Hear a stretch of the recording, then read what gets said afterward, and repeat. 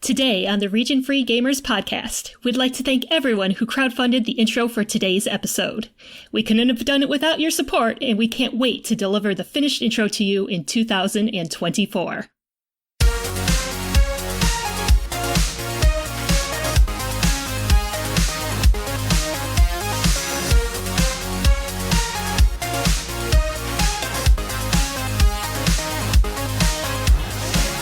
Welcome to the Region Free Gamers podcast, the podcast fluent in gaming.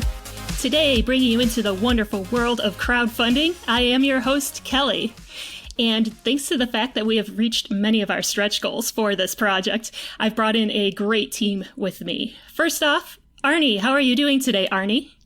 Hey, I like being a stretch goal. I feel like I'm like one of the first stretch goals though. I'm like, oh, you get like concept art or something, like not the one anybody's excited about. Yeah, you were like the obvious one. Everybody gets an Arnie. Yeah, we got 5% over the goal, so you got to be on the. We really needed you here though, so we made that goal just slightly above, so we knew that you would be on. Exactly. Yeah, it's like the DLC character that everybody knew was going to be in it. You know? Exactly. Yeah. I'm the campaign that gets canceled by Nintendo. No, I'm the anyway. Sorry. No.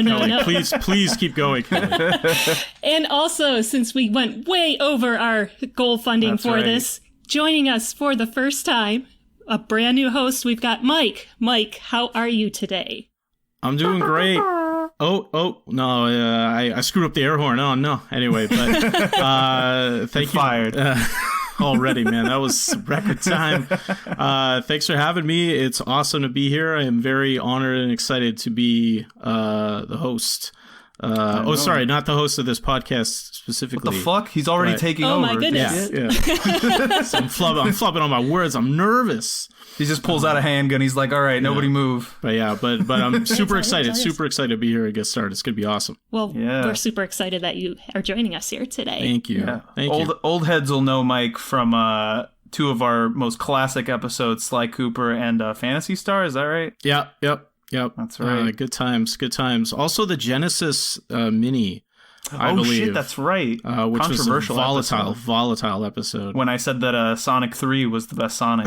Whoa. Why would Sonic 1 and 2 be on this? Just ridiculous. Yeah, exactly. That was garbage. That was good times. Good memories. Well, we are very happy to have you here today. And also, we are very happy to have all of our listeners on here today. We're always thankful to have you here. Thank you, patrons. Thank you, everyone, for listening. And if you want to help us out, please, you can go to our Patreon, which you can find through our link tree at Region Free Gamers. That's right. We'd love to have you on our Discord as well. So please come talk to us. Tell us your favorite Kickstarter game, if you have one. Or if we make any wrong decisions on these Kickstarters, if you like one we hate, please come talk to us and let us know how you feel.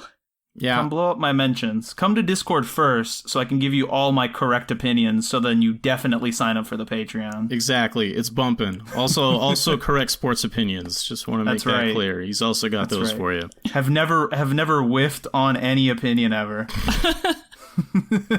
I bet you backed all these Kickstarters at like 50 cents, right? I'll give you 50 cents for this. God, I wish. I've only backed canceled Kickstarters. Really? Interesting. No. It's going to be, I'm excited to get into that later, too. I have my own little experiences with that, too. Oh, God. I'm so hype about this episode. Yeah, but today we are talking about our Kickstarters in gaming. Kickstarter, one of the largest crowdfunding sites out there and probably the best well-known. There are others like Indiegogo, Fig, things like that. But most people, when they think of crowdfunding, they think of Kickstarter. And Kickstarter was founded in 2009 by Perry Chen, Yancey Strickler, and Charles Adler. These are not real people. I refuse to believe that these are real people. They all changed their names just so they wouldn't be associated with it later on. It does seem a little sus. It's a little sus. I've never met a single person named Yancey in my life. Except for, wasn't Fry's brother on Futurama named Yancey? I don't remember. Oh man, I haven't watched that show It's the in forever. only Yancey I recognize. Right. But Kickstarter was founded in New York City. Originally, it was only for a US-based project, but over the years, it has expanded to much of the world, even though it's still not available. I forgot about that. Yeah. Wow. So you'll notice the first few games that we talk about, they're all US-based, but later on we get they're into... all really good, and then all the bad ones came after. No, go USA. And for anyone out there that may not know, crowdfunding basically is where the creators of the projects can set goals for their projects, and the public can all buy into it. So before this, most gaming was through, you had to pitch to a company to get them and get funding that way, where now you could just go to the public and say, here's a game that I want to make. Can you help make it happen? Which I love the concept around that. It really did. I can remember backing some of these projects and just happily following along the way all the different updates that they did. It was huge. It was like a really big deal. Like when it really was kind of a sea change with a lot of things, and all of a sudden it was sort of an extension of social media, and like, wow, I can reach out to whoever I want, and Kanye West will tweet me back or something. And it was this extension of that into the works that people are actually going to create. You know, it was really cool when it started. Yeah. Yeah. I think it really opened the door for a lot of people as well, like especially smaller developers. But I think what I liked about it was that it sort of felt, and you guys correct me if I'm wrong, because I mean I often am, but during the time when like this company was founded in 2009, right? And I feel like during this time, that's when really the like everything's gray and brown and dark and nothing is fun anymore sort of era of gaming was really, really reaching its zenith. Yes. And so I feel like this was like, you know, like something like Uniracers would never have come out in like 2009, right? If it wasn't so, like, Gears I feel of like, War or that dark, dank, yeah. That's right. If your game didn't have like men with 37-inch necks and like like 300-pound machine guns, like we did not want it. So I feel like Kickstarter was that avenue of like, all right, let's just make a weird game about like a raccoon like jumping around and stuff. And I was like, oh, that's awesome, dude. Like I love everything about that. You combine that with the indie space kind of either finding its footing and starting to get kind of covering down there, and the explosion of like Xbox Live Arcade that up until then, I mean, and it's what's interesting is that it's not just the kind of before, it's the after too. It's how all of a sudden even maybe you didn't want to deal with Xbox Live, and that's okay because you still have this avenue and you can go through Steam or something, and it was a real feeling of like, okay, now like we have more options, and then there's more people who are, you know, looking to try to create products.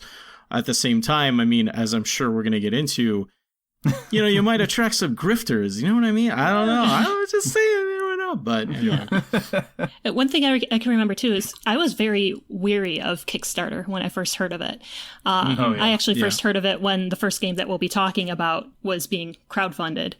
Yeah. And I just remember seeing it on like IGN or those other, and they were like toting this Kickstarter thing. I was like, what the hell is that? I put money in for a game and I don't see it till when?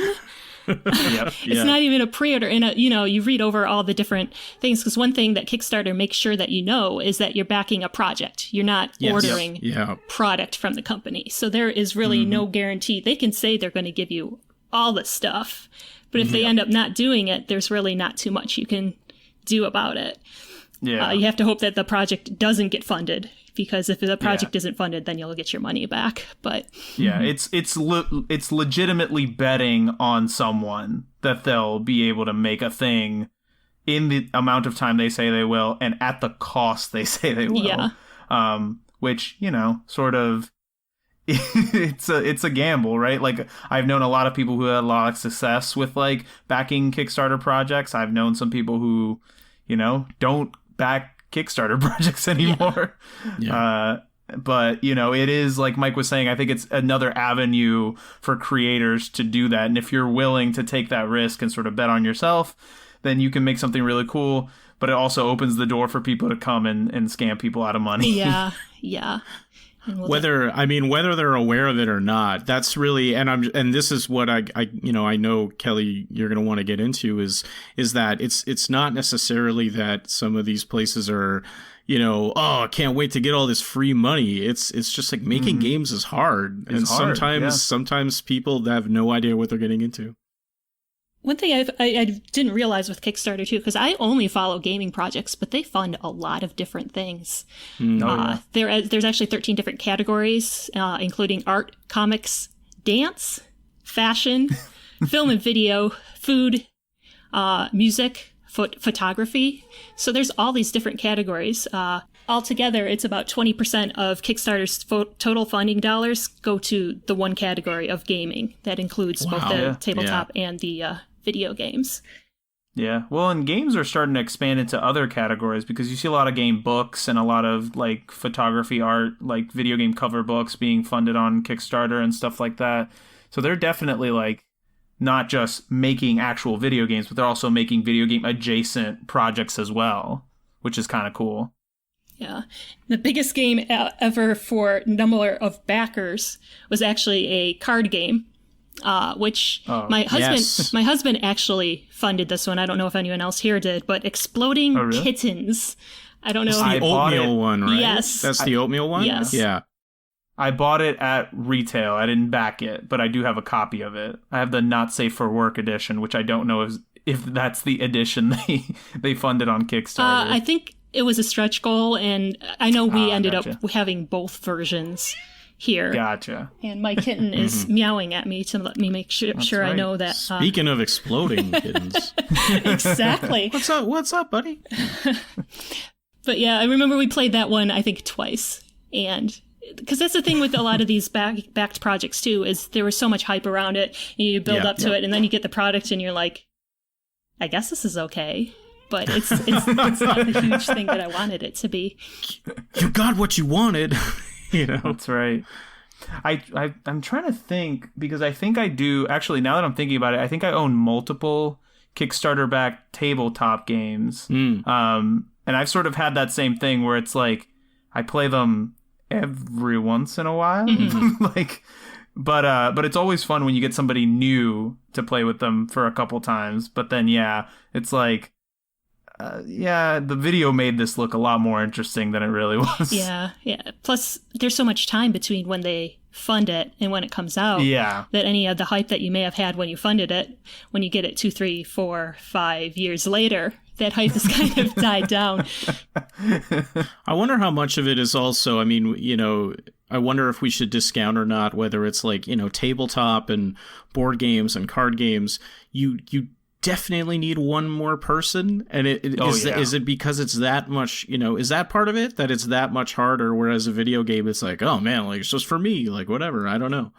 Well, I think that's definitely part of it, because like if I back a video game, the second I get that video game, I can play it. I can just set it, do it. If I back like we'll talk about this later, but if I back a board game that needs like 4 to 6 players, and I get it like 2 years later, I'm like, all right, now I gotta go rustle up 3 people who I can sit down for 3 hours to play this with me. Yeah. So it's a little bit more complicated, that's for sure. Guys, I waited for this a long time and I backed it. Let's go. Yeah, exactly. It's like, listen, we're not doing anything else for the next 2 months. Yeah. Because I made a poor financial decision. But overall for Kickstarter, now it's been around for 12 years? Your top 3 video games projects that were funded by number of backers are Double Fine Adventure, which is the first game we will be talking about. Torment Tides of Numeria. Is that how it's pronounced? I'm not even sure. Numenera? I believe so. Numenera, I guess.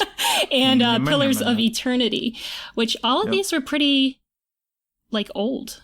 If so it seems like over the years the number of backers for these projects has been going down, which seems like Kickstarter is kind of losing its influence in the gaming world for numbers of backers.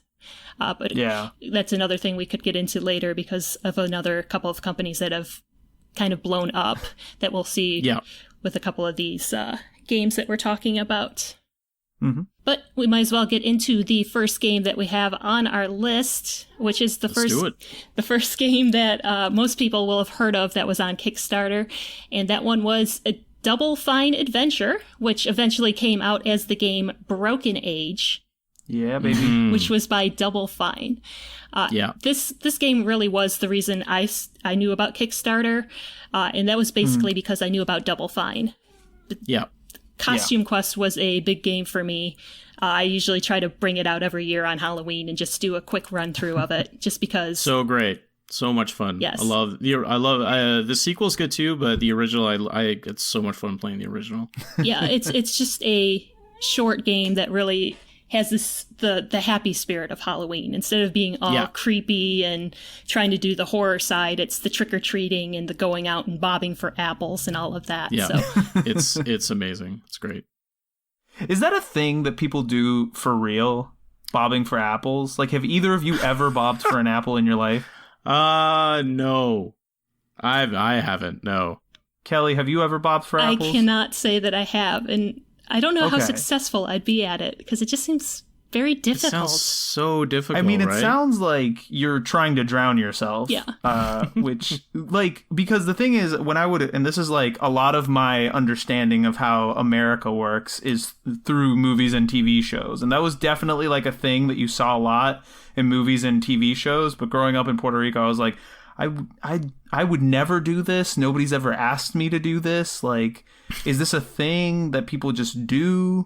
But it sounds to me like bobbing for apples is a myth and nobody actually does it. Yeah. I think basically everybody saw it in, It's the Great Pumpkin, Charlie Brown in North America when we were like little kids. We saw them do that and we were like, what the hell? And we're like, is that a thing? And then our parents were like, well, when I was a very little kid or before I was born, I heard somebody back in the Dust Bowl, when all we had to do was play hoop and stick. Yeah. We had apples. We drowned ourselves for apples, all right? Yeah, exactly. Like, if I was going to bob for something right now, it better be like a Reese's Pieces or something. Kids in your UNICEF and your we had pennies and apples. Pumpkin. Yeah, we had pennies barrels. and apples, man. But no, sorry, I didn't mean to take us off course but that's all right. That's all right. But Costume Quest stacking was another one that I had played. Yep. So when these came out. When they were said that they wanted to have a crowdfunding for a point and click adventure, kind of like Grim Fandango, I wanted to at least follow the campaign. Like I said, I was personally weary of Kickstarter at the time, so I didn't back it, but I did follow along just to see how this campaign progressed. Arnie, did you know anything about this campaign when it first came out? I did not. I feel like I read about it as it was happening. Like, once it started and it was like, look at how much money these people made on the internet. I was like, oh, okay, like this is a thing now. But I didn't back it. I didn't follow it. I got to play it later on. And I think by then I'd forgotten that it was a Kickstarter game. So you just reminded me. Yeah. But yeah, no, I was in the same boat as you, Kelly. I was like, I don't know that I want to like throw down money for a thing that might just be vapor. Like I gotta see it be successful a couple of times before I'm ready to throw my hat in the ring. Right. That's about how I felt as well. The fact that it was Double Fine and Tim Schafer was involved, that kind of made me want to back it, but at the same time I was like, let's see how this goes first. And then we'll figure it out. How about you, Mike? Did you know about this game back then? Yeah, we at the time this was what year? Like 2012? Yep. It's 2012. February of 2012 is when this Kickstarter was run. So this was like right in the midst of me trying to break my way into the gaming industry. And so at the time, this was kind of the buzz all over the place. Everybody was going, oh my God, it worked, and it's funny because it reminded me a lot of when the internet first became a thing and all of a sudden bands, it's like, oh, you can go to their website and download their song. And it was this weird sea change moment where all of a sudden people were like, wait a minute, we can do this now? Like this is flashback of terrible Angel Fire and GeoCities pages. Yeah. And it's like, they just give us money. Assaulting my senses. Like they just give us money. The people just give us the money. Like, and I think it was, I didn't back it because I was into Double Fine stuff too. I had played Iron Brigade. I really liked Iron Brigade. It used to be called Trenched. I really liked Costume Quest 1 and 2. But I don't know. I for some reason, I was just kind of like, I was wary of crowdfunding. I want to say there was the old man part of me that was like, oh, this is just a fad. But I didn't really bite. But what I found interesting is that, point and click adventure games at that time, that was pretty rare. Like, that was kind of like, wow, a point and click adventure game? Like, people were like, I haven't played one of those in forever. And it's not that necessarily now they're that much more popular or a mainstay, but it's so much less of a, what's the word I'm looking for? Like, it's so much less sort of notable to sort of say, oh, I have this point and click adventure. Like, everyone's like, yeah, whatever, dude. The shine has worn off that apple. Yeah, it's interesting, stuff like that. But no, I didn't fund it either. Yeah. And Mike, let me know if you have no idea, but I'm just wondering, because you were sort of in that milieu at the time. Yeah. Was there like a feeling that this was like, we can avoid like this whole middleman process of trying to like pitch, refine, do our stuff, like hope somebody wants to pay for this, and just go straight to the consumer and just be like, here's my crazy idea, like give me $20 million or whatever. I mean, I can only speak, like, if I was speaking for myself and I was, running my own team at the time, I would have been very apprehensive, just because as cynical as this might sound, like being that, what's the word I'm looking for? Being that like indebted to the audience directly. I feel like it would put a lot of undue pressure on the developers and on everybody to sort of listen to every suggestion and change everything. Yeah, that's true. I'm not saying, and by the way, I'm not saying that's what happens, and I'm not even saying that that's a thing. That's totally like a personal thing. Because the fact is, and again, I mean, I'll just speak for what I think, but there were some indie developers I know that would be like, dude, are you kidding me? Like, I would jump at that. I don't care. Like, because to them, it's about keeping the lights on. Yeah. But it's also about, they're able to balance that. Like, that's part of what they do already. Like, to them, it's not as much of a challenge to balance, okay, what do we want to make? And how do we compromise that as to like how much we have and what we do? There were some really senior, veteran indie developers I know who would totally be able to, I guess the word I'm looking for is they'd be able to handle it. You know what I mean? Like, they'd totally be able to, like, I got this. There were some that absolutely could not. I'm sure that it's part of an experience thing, and we're going to talk about that, how some studios and projects just implode, they sort of don't deal well with people telling them what to do, or they go the other way and they're not sort of asserting themselves and what their vision is, and it just kind of falls apart. So I think that's kind of where it was. It was mostly just kind of wild. Like, all of us were sort of looking at it going, man, what's going to happen? And to be fair, not to demean Double Fine, not to demean the fact that many people were interested, because that's significant.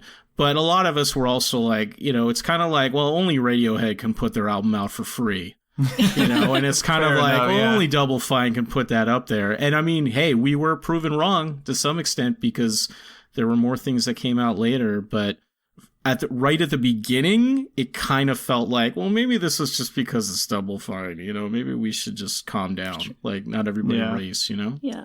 Yeah, that's an interesting point. Like, I guess I never thought about it, but especially now where a lot of these projects will do like, oh, you can join my Discord and I'll give you like updates and I'll show you like art and I'll do live streams of me like programming and like designing stuff. And I'm like, that sounds like the most stressful idea ever. Like, it's like, instead of going from having like one or two bosses like supervise, now you got like 50,000 people looking over your shoulder and feeling like they're personally invested in this game, right? And so I guess the idea is, how much of your vision do you end up compromising in order to be able to make a game in the first place, right? Yeah. Right.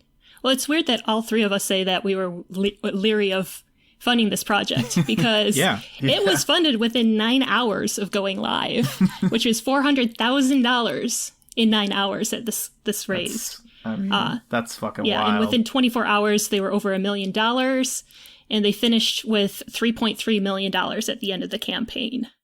Unreal. This was for, That's they crazy. put it up as a point-and-click adventure game because they said if this doesn't get funded, we can't make the game because no company is going to fund a point-and-click adventure game in 2009. Yeah. So the demand definitely was there.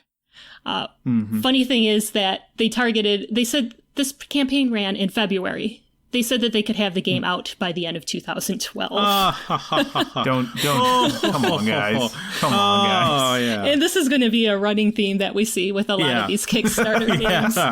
Yeah. They have these, not only this goal, but they have all these stretch goals that they put out. But yet for all these stretch goals, they don't give themselves extra time. And it just keeps getting pushed back and pushed back and pushed back. So in 2013, they realized, whoops, game is not going to be done on time. And another thing they realized is, oops, we're going to run out of money too. So from a $400,000 budget to getting $3.3 million, and then a year later realizing that $3.3 million wouldn't be enough. Yeah. Now, if Shouldn't have bought all those Lambos for the design team. Yeah. That was a stinky cologne, man. I remember when that got announced and everybody, that was right around the time when I think the honeymoon was starting, like the glow was starting to fade with a lot of people with Kickstarter already. Yeah. And people were like, are you serious? And and I think it was at, I can't remember the not exact the best time. first impression to make for sure. Right. I can't remember the exact time, but they also announced they were going to do another Kickstarter for Massive Chalice around that time. So people were like, wait a second, you haven't even finished the one game that you said you were going to bring out, and here you're Kickstarting another one. Another running theme, Kelly, as I know we're going to get the old into. double dip, Yes, huh? yeah. But because they were going to run out of money, they decided to split the game into two halves. So the first half was released on Steam in January of 2014, and they used the money that they raised from people who didn't kickstart the game but bought it to fund the second half of the game. So, and I can remember it coming out. I actually bought it because I didn't back it, so I bought it on my iPad because I had a shiny brand new iPad at the time. So any game that I could buy on an iPad, plus it was point and click adventure, it seemed like it would work pretty well. I mean, it sounds like a perfect fit, honestly. Yeah. And I played through, I want to say, roughly half of the first half of the game. And that was about all I could do at that point in time. And I set it aside for something else because, that's what we do with games. And actually just got back to it, restarted it on my Vita about 3 days ago. So I'm about Vita's life. Exactly. Vita's life. Yeah, exactly. That's right. It is a gorgeous game. I mean, I played it on my PS4, and I thought it looked beautiful. Like the art style is great. I really love it. I don't know shit about game development. I don't know if it's $3.3 million worth of beautiful. But I seem to remember they had a lot of like named voice actors as well. So I'm sure those cost a pretty penny. Oh, I'm sure. But no, the game was very entertaining. I also haven't finished it, but my girlfriend loves it. She swears up and down by that game. So I'll have to finish it sometime. But the bit I did play, I very much enjoyed, and it really did feel like a classic point and click, all the way up to the moon logic at certain aspects of it, which is, good and bad. Yeah, I'm very interested in finishing it because I want to see how these two stories end up. Because I haven't gotten to the point where they interact with each other and everything else. Where they intersect, yeah. And they just seem so different right now. I've got to play more and figure out where it ends. So I'm looking forward to still finishing that one. And second half of the game released a year later, April 2015. And I mean, while it did have troubled development and lots of delays and everything else, at least what finally came out, I would say, was a successful game. Agree. Yeah. Yep. Metacritic, it's 73% positive. I tried to kind of guesstimate all together because, of course, it came out on a bunch of different systems. 90% positive for Vita because Vita's the best, of course. Vita's life. But yeah. Well, and I think you would think that after what happened here, which is made a lot of money, did not meet its time frame expectations, sort of ran out of money, were able to finish it, something halfway decent came out at the end. You'd think after all that, we would set expectations at a certain level. we'd be like, oh man, well, it wasn't perfect. It wasn't the worst. We're going to get a nice little bar set up right here. But as we shall see in the future, nobody gave a fuck about that bar going forward. Yeah, this should have been a cautionary tale of what to do and not to do with crowdfunded games. Yeah. And people were like, nope, we can make money. Let's do it this way instead. They got away with that. Okay, they got away with that. We're going to try to get away with one more. Yeah. And Mike, did you end up playing this game? I actually didn't. Wow. I kind of fell out of a lot of point and click stuff, Blasphemy. I played them I think it's because I burnt out on them when I was younger and I just had to play every single one I could. And I did play the last one I think I played really feeling like a point and click was probably Grim Fandango, to be honest. Mm-hmm. So it was quite a ways ago. I mean, Broken Age has that Double Fine sheen, like the character design and the just the world design and all the artistic design, period. The presentation is just almost immaculate. Like, it's very, it's got such a strong vision that it's pretty hard not to like, and I think it's a huge draw to all of their games. And I think it was a huge draw to this one because, not only do you have, Schaefer was behind some of the best point and click games ever made, and to have him kind of like at the wheel and have the amount of talent that they had, and there's definitely some Psychonaut vibes going on. And I think at the time everybody was still in Psychonauts withdrawal, and it was a long time before we got any more Psychonauts. So I think everybody was really excited just to see something that kind of could take us back to that surreal kind of weird world that they would create. Yep, nice. Yeah. So plus it was 3 years later. So by the time it came out, you probably were like, Double Fine, I'm over that. We're moving on here. Just a box showed up at your house one day. Oh, I forgot I ordered this. Wow, another theme with Kickstarter games. But yeah. Oh boy. But yep, that was our first Kickstarter game that we had. When we get back from our break that we're going to take, we'll start looking at the OUYA console. So we'll see you back after the break.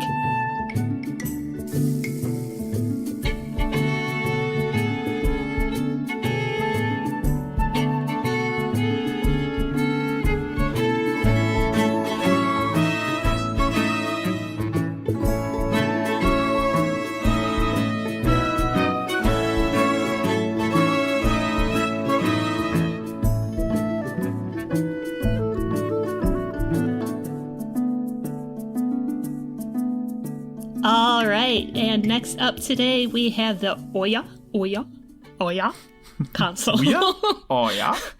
This was pretty much slightly after Double Fine Adventure, so people had started to hear about Kickstarter and gaming.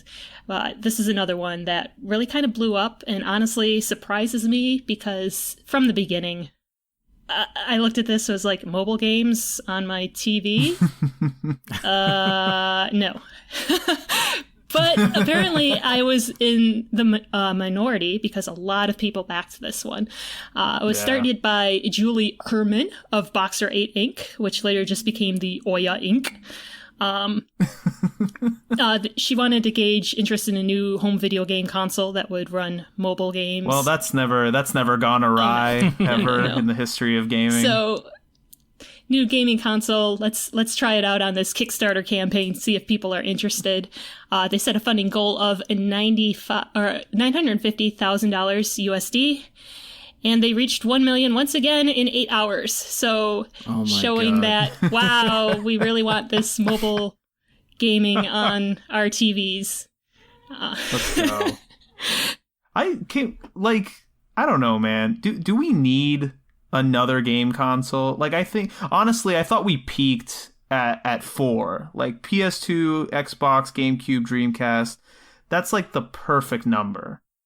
I mean, I'm gonna say something that's gonna sound insane in retrospect, but already 2012 was a very different landscape. It was a really different time, I think. Oh yeah, because there really was a lot of hype about this. Yeah. Like a lot. yeah. And developers were really hyped about it because they were like, oh man, now we're going to have this home platform and all I have to do is just build an Android IP, like the same Android app that I would use to, create and put on the Android store. Now it can be in people's homes. And it was just seen as this kind of, it was also the beginning of the age of people going, oh, I don't have time to play like a really long game. I just kind of want to play something old school, play something small, like it was all of that stuff hadn't kind of escalated to where it is. And so there really was this desire, this goal, like this kind of hunger for this kind of thing. And I think it was just that everybody got caught up in the hype, like including them. It was this idea of like the console for all, the console for everyone, for the little guy and all that stuff. And I think that's kind of where it was coming from, because it's so funny, Kelly, because as you're describing it, and also Arnie, as you're like, did we really need another console? Like looking back on it now, I'm like, yeah, why did anybody care about that? Like, it's really weird, but I had to kind of, I put myself back in where I was at that time. And one of the founders of the place I worked at the time, he backed it and he got like this advanced version of it. And I don't want to jump ahead too bad, guys, but it was bad. But well, spoiler alert. Yeah, spoiler alert. Sorry. Well, the thing is I just feel like ever since Sega stopped making home video game consoles, the console market has just become like this sort of self-regulating ecosystem that just automatically destroys anything that tries to like disrupt the perfect balance that's been created. And I'll give them credit, like 2011, 2012, I definitely like had way too many like shitty free games on my iPhone that I was playing all the time. Big time. Like absolutely. Like I would go on the Apple Store and download like the worst garbage imaginable. But it was free. It was free. So, yeah, it was free. Yeah, exactly. That's the deal. It was free. Yeah. So at the time I was like, oh, I think the concept's kind of cool, but I don't want to pay like however much money I have to pay to get this system. I'd rather just like destroy my 4-year-old iPhone 3 or whatever it was at the time. So yeah, no, this did not appeal to me in the slightest. Yeah. Now, that being said, I did think the concept was cool. I thought it looked kind of cool, but I was like, yeah, no, I can't put money in this. Yep. Yeah. But a lot of people did. Ended with $8.5 million. So about almost like 9 times its funding goal. One thing I find extremely funny too is it's a console. You'd think it would take a lot of time for development and everything else, especially with any stretch goals and everything else that was put out there. But units started shipping less than a year later. So here we have Double Fine Adventure taking 3 years for development, and yet we have this console that's in people's hands less than a year after funding. So I don't know whether to give props to that or not for staying on some sort of schedule because of what was shipped, but hey, at least that happened. I think what we need to learn from this is that there is a happy medium between too efficient and not efficient enough. Yeah. And it was the Kickstarter units that were shipped out starting in March. I believe that actually the development kits or kits for developers, because they were saying that every single unit was a developer kit if you wanted it to be. But they started shipping them out to developers even earlier than that, which kind of pissed off some of your Kickstarter backers. They wanted it too. Why are they getting it before me? So on and so forth. But they got it in March. It was on store shelves in June. And I can remember these coming into Best Buy because I was working there at the time. MSRP $99. I remember people coming in before it came out. Ooh, you got the OUYA yet? So on and so forth. And I was like, what the heck? Yeah. I mean, with an MSRP of $99, I could definitely see how this thing would sell. This is just classic, like something I saw at Sky Mall when I was getting on my plane to like Poughkeepsie or whatever. And I was like, oh, my kid will like this if I buy it for him for Christmas. You know what I mean? Plug and play. Yeah. Like that is the secret sauce right there. You tell them it's a whole console for $100. Yeah. Get that for the kids. I mean, That's cheaper than a NES Classic. It's like those handhelds that say they have like 500 games on it, and they show like a shitty Mario Brothers port that really isn't. Yeah. Yeah. Yeah, that's what this kind of reminded me of. I remember seeing it on the store shelf. I couldn't, I just, mobile games on a home console, I just couldn't wrap my head around it, so I just stayed there. And apparently I wasn't the only one, because... Yeah. Now imagine if it had just been loaded with like gacha games from Japan or something. Oh god, I know people that would buy that. Oh though. my god. Oh my god. That's like, I feel like that was all right, like I'm cutting the stream. I gotta protect this $1 million idea. I feel like that was like the singularity just now. Like I felt this ripple in time. Someone's gonna jump out of a portal and go, "Stop, Arnie, stop!" You know, we weren't supposed to have that much power. Oh my goodness. Yeah.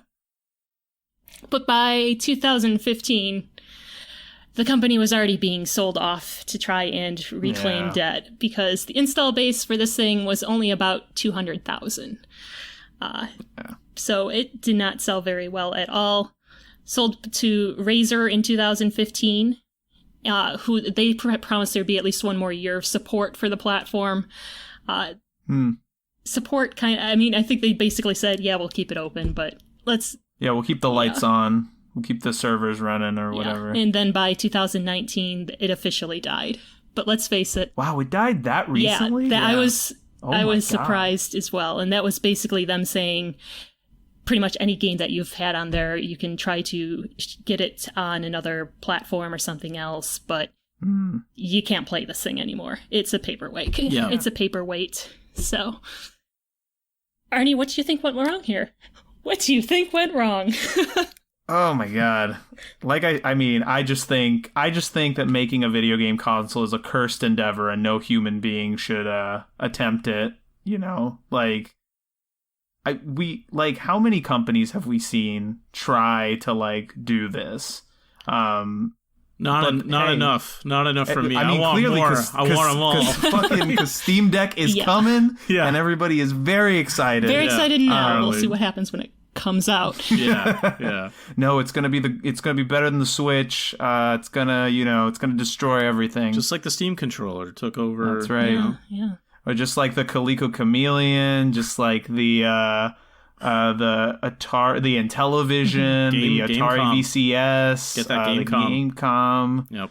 What else is coming out? The freaking what's the one that just came out? Oh, the one that can do all the Saturn games and stuff. You know what I'm talking about? I'm not sure. No. Man. Yeah, it's the one that reads discs. That's like everybody's like, oh, I'm gonna transfer my entire library onto this thing. I don't, man. There's too many game consoles. People. Ozzy's gonna yell at me because he's probably gonna buy it soon. Right. But yeah. No, I mean, on the face of it, nothing went wrong. Like, they made more money than God. They put out the product as fast as you could possibly expect it to happen.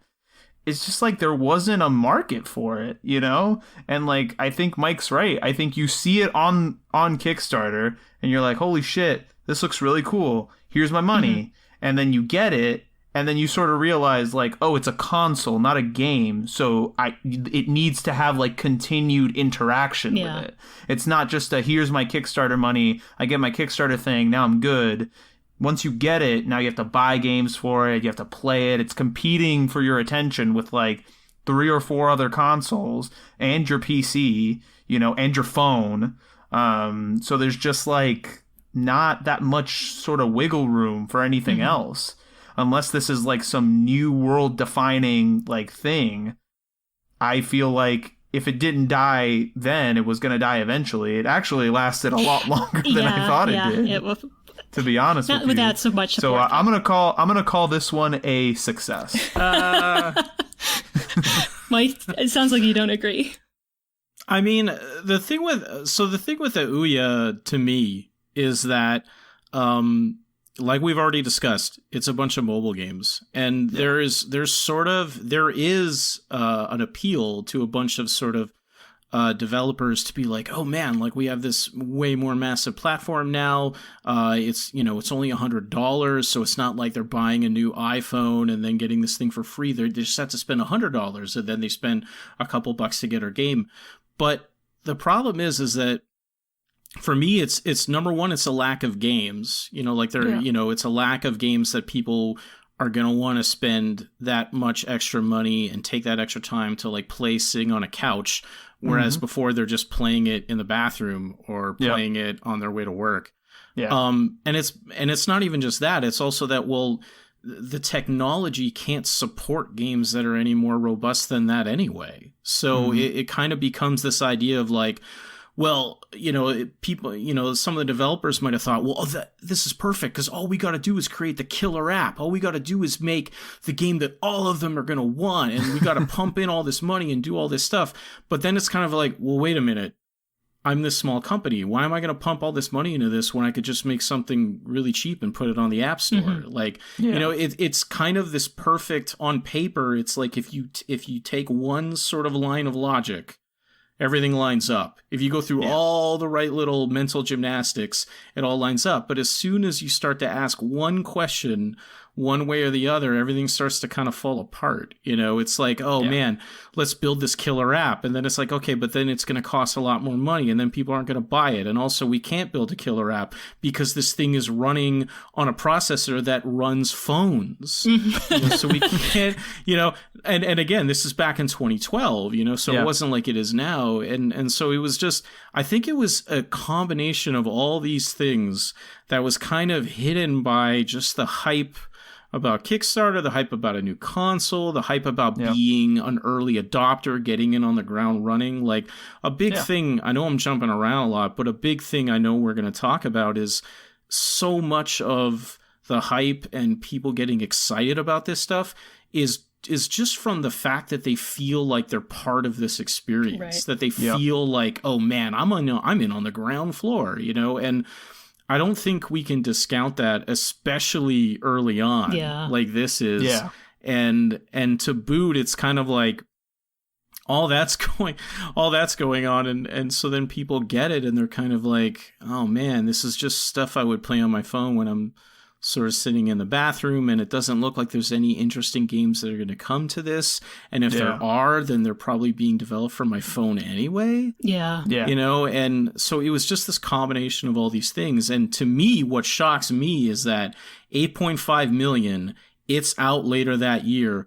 Bro, it didn't cost 8.5 million to make those things, and then it becomes an idea of like, I'm not trying to sound too cynical, I'm not trying to throw, but there is you can't help but kind of go, like something you can say that Julie Ehrman moved into a $7 million house after the campaign ended. That's fine. Right. After selling off the company and going, wash my hands of this. Parody. You can't. I'm sure someone more cynical than I would probably say that's that might have been part of what happened. It was just like, okay, just get it out there. We're good, done. Yeah, like and again, to be fair, people got what they ordered. I think the only thing that really doesn't, from personal experience, the only thing that I could 100% say was bad and didn't work as advertised was the controller. Because everybody talks mad shit on that. The pack-in controller, it was one of the worst things I've ever held in my hands. Is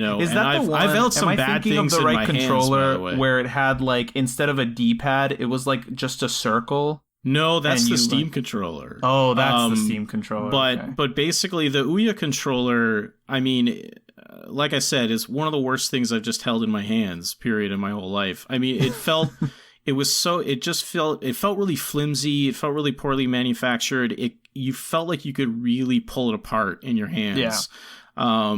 And it's strange because the console itself looked, the form factor was kind of cool and it was it was neat, but the controller was really rough and you ended up just being able to use an Xbox controller anyway. And I remember that's what we did. And, it was so funny. The person I know who had one, we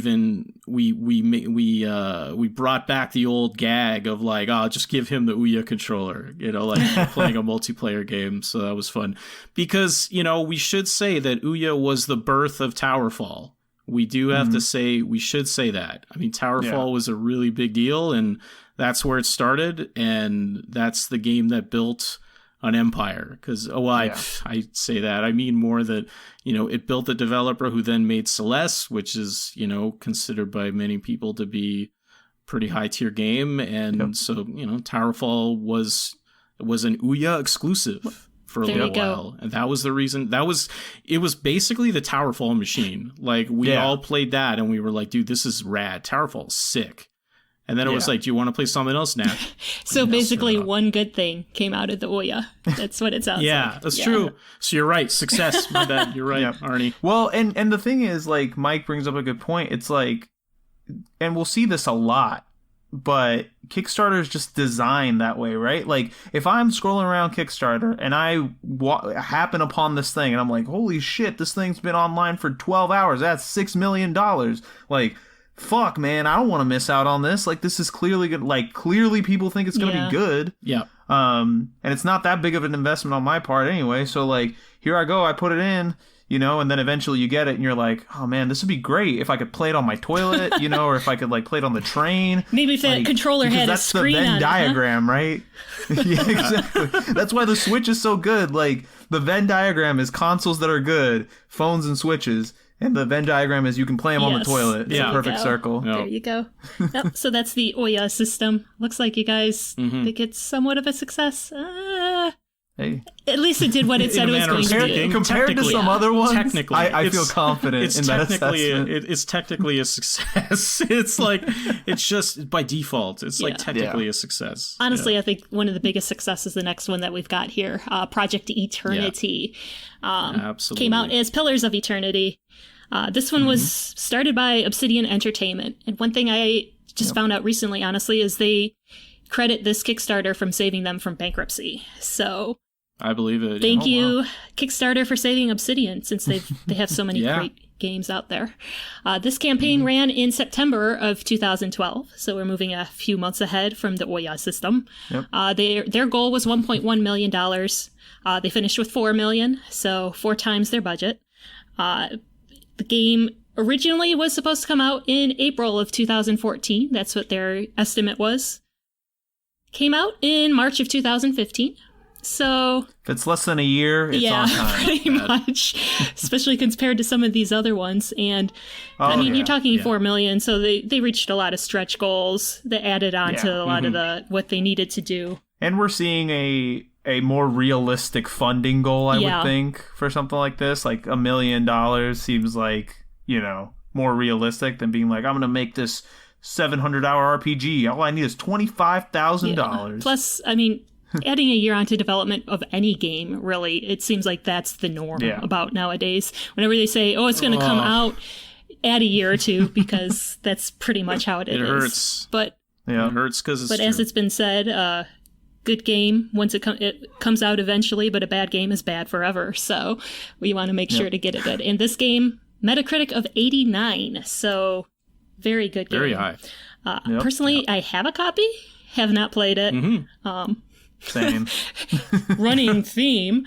But Mike, did you know of this project when it came out? Did you back it, fund it, or follow it at all? No, I didn't. I knew about it, didn't back it, didn't fund it. I was never a big big old school like PC CRPG player. Yeah. But Obsidian, obviously, I mean, my experience with Obsidian is, you know, KOTOR 2 and Fallout New Vegas, and so I'm not surprised. You know, like it's heartwarming to see that, you know, it was this project. It was something like this that kind of brought them back from the brink. And I have to believe that most of the guys at Obsidian, most of the developers who were working there, you know, are vets who, you know, there's a pedigree there, and there's stuff that they want to live up to. And so I think that was probably guiding it as well. And I'm glad you brought up, Arnie, with the more realistic budget. I think we all kind of chuckle to ourselves a little bit, you know, when we looked at Double Fine, and it's like, we just need 400,000. Yeah, and 100,000 of that was just for marketing. They thought they could do the game for 300,000. Exactly. And there's even better, and we have even better examples later of this discrepancy. But although that is an interesting point too, that like, I think another benefit of Kickstarter is it's essentially free marketing, because as long as your campaign does above a certain goal, all these outlets are going to be like, oh my God, look at this thing that just broke $3 million on Kickstarter. You know what I mean? So you get a lot of hype from that as well. And I know we're going to get into that with some of these where it's very clear that this was not meant to fund the game. Yeah. It was meant as something else. Yeah. So. I have a copy of this. I got it at GameStop, like all the other Kickstarter games. I did not back. Oh, I got it at Target for $5.98 on clearance. So. Nice. Yeah, I think I got mine for like $10. Good score. But it looks sick. I mean, it looks really good. And I think this is just, it got cheap because there's so many copies out there. It's not one of those, oh my God, this is a bad game. Dump it now. It's more just say, it did really well. We just have extra copies. Let's get them off the system. And the sequel to Pillars of Eternity 2, was also crowdfunded, but it was not on Kickstarter, which is another thing we'll get into later. A lot of these sequels were also crowdfunded, but through either Fig, which is what this one was, or Indiegogo or something like that. So we'll find out later why all these companies jumped shipped from Kickstarter. All right, and next up, the biggest crowdfunded game. Oh, here we go. Of all time. Star Citizen. Oh, Star Citizen. Star Citizen, this campaign started in October of 2012 by Cloud Imperium Games. Has it really only been 9 short, beautiful years? I know, it feels like longer. Honestly, it feels like a fucking lifetime. Everyone knows about this one. Funding goal for Star Citizen at a whopping $500,000. Oh, I'm trying so hard not to funding goals, laughing. people. Like, I'm so trying hard not to laugh. Yes, really hard right now. I'm looking at it. failing at not laughing. They ended their Kickstarter campaign with $2.1 million, which surely that's enough, of right? Course, surely of course. that must be. For the greatest, most realistic flight space simulator, MMO, economy simulator, adventure, piracy game, why not? Yeah. This one, the funding continued independently after Kickstarter ended, so it's currently sitting in, and this is a number that I found. It said as of like June 2020. So we don't even know where it's at right now. But the last funding goal that we knew of was $300 million. Come on, man. That's not a real number. Like, that's just, you look at that, you might as well say a jillion. Yeah. Like, it might as well be Fry with $1 jillion. I mean, it's... I'm just going to say it. I mean, Star Citizen is the game that if you asked like a 12-year-old who just like is listening to ska music and got cheese fries and you're like, okay, what do you want to be in your perfect video game? He'd be like, okay, bro, I got this. He's going to be like FPS, space simulation, also an MMO, also an action game. Also, it's going to be real-time strategy. Also, infinite planets. Also, it's going to be VR. Also VR. Also VR. Also, the ships are going to cost real money.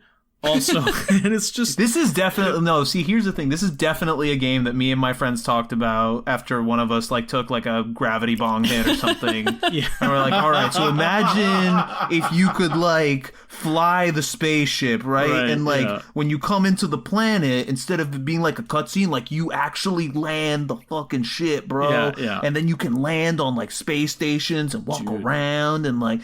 And I'm just like... What I'm like, sounds pretty good. Like it's just like, it's so. I mean, we should say that there is a pedigree behind this. There is. I'm messing up his name. Chris Roberts, I believe. So Chris Roberts is behind this. Chris Roberts has a history. He made Freelancer.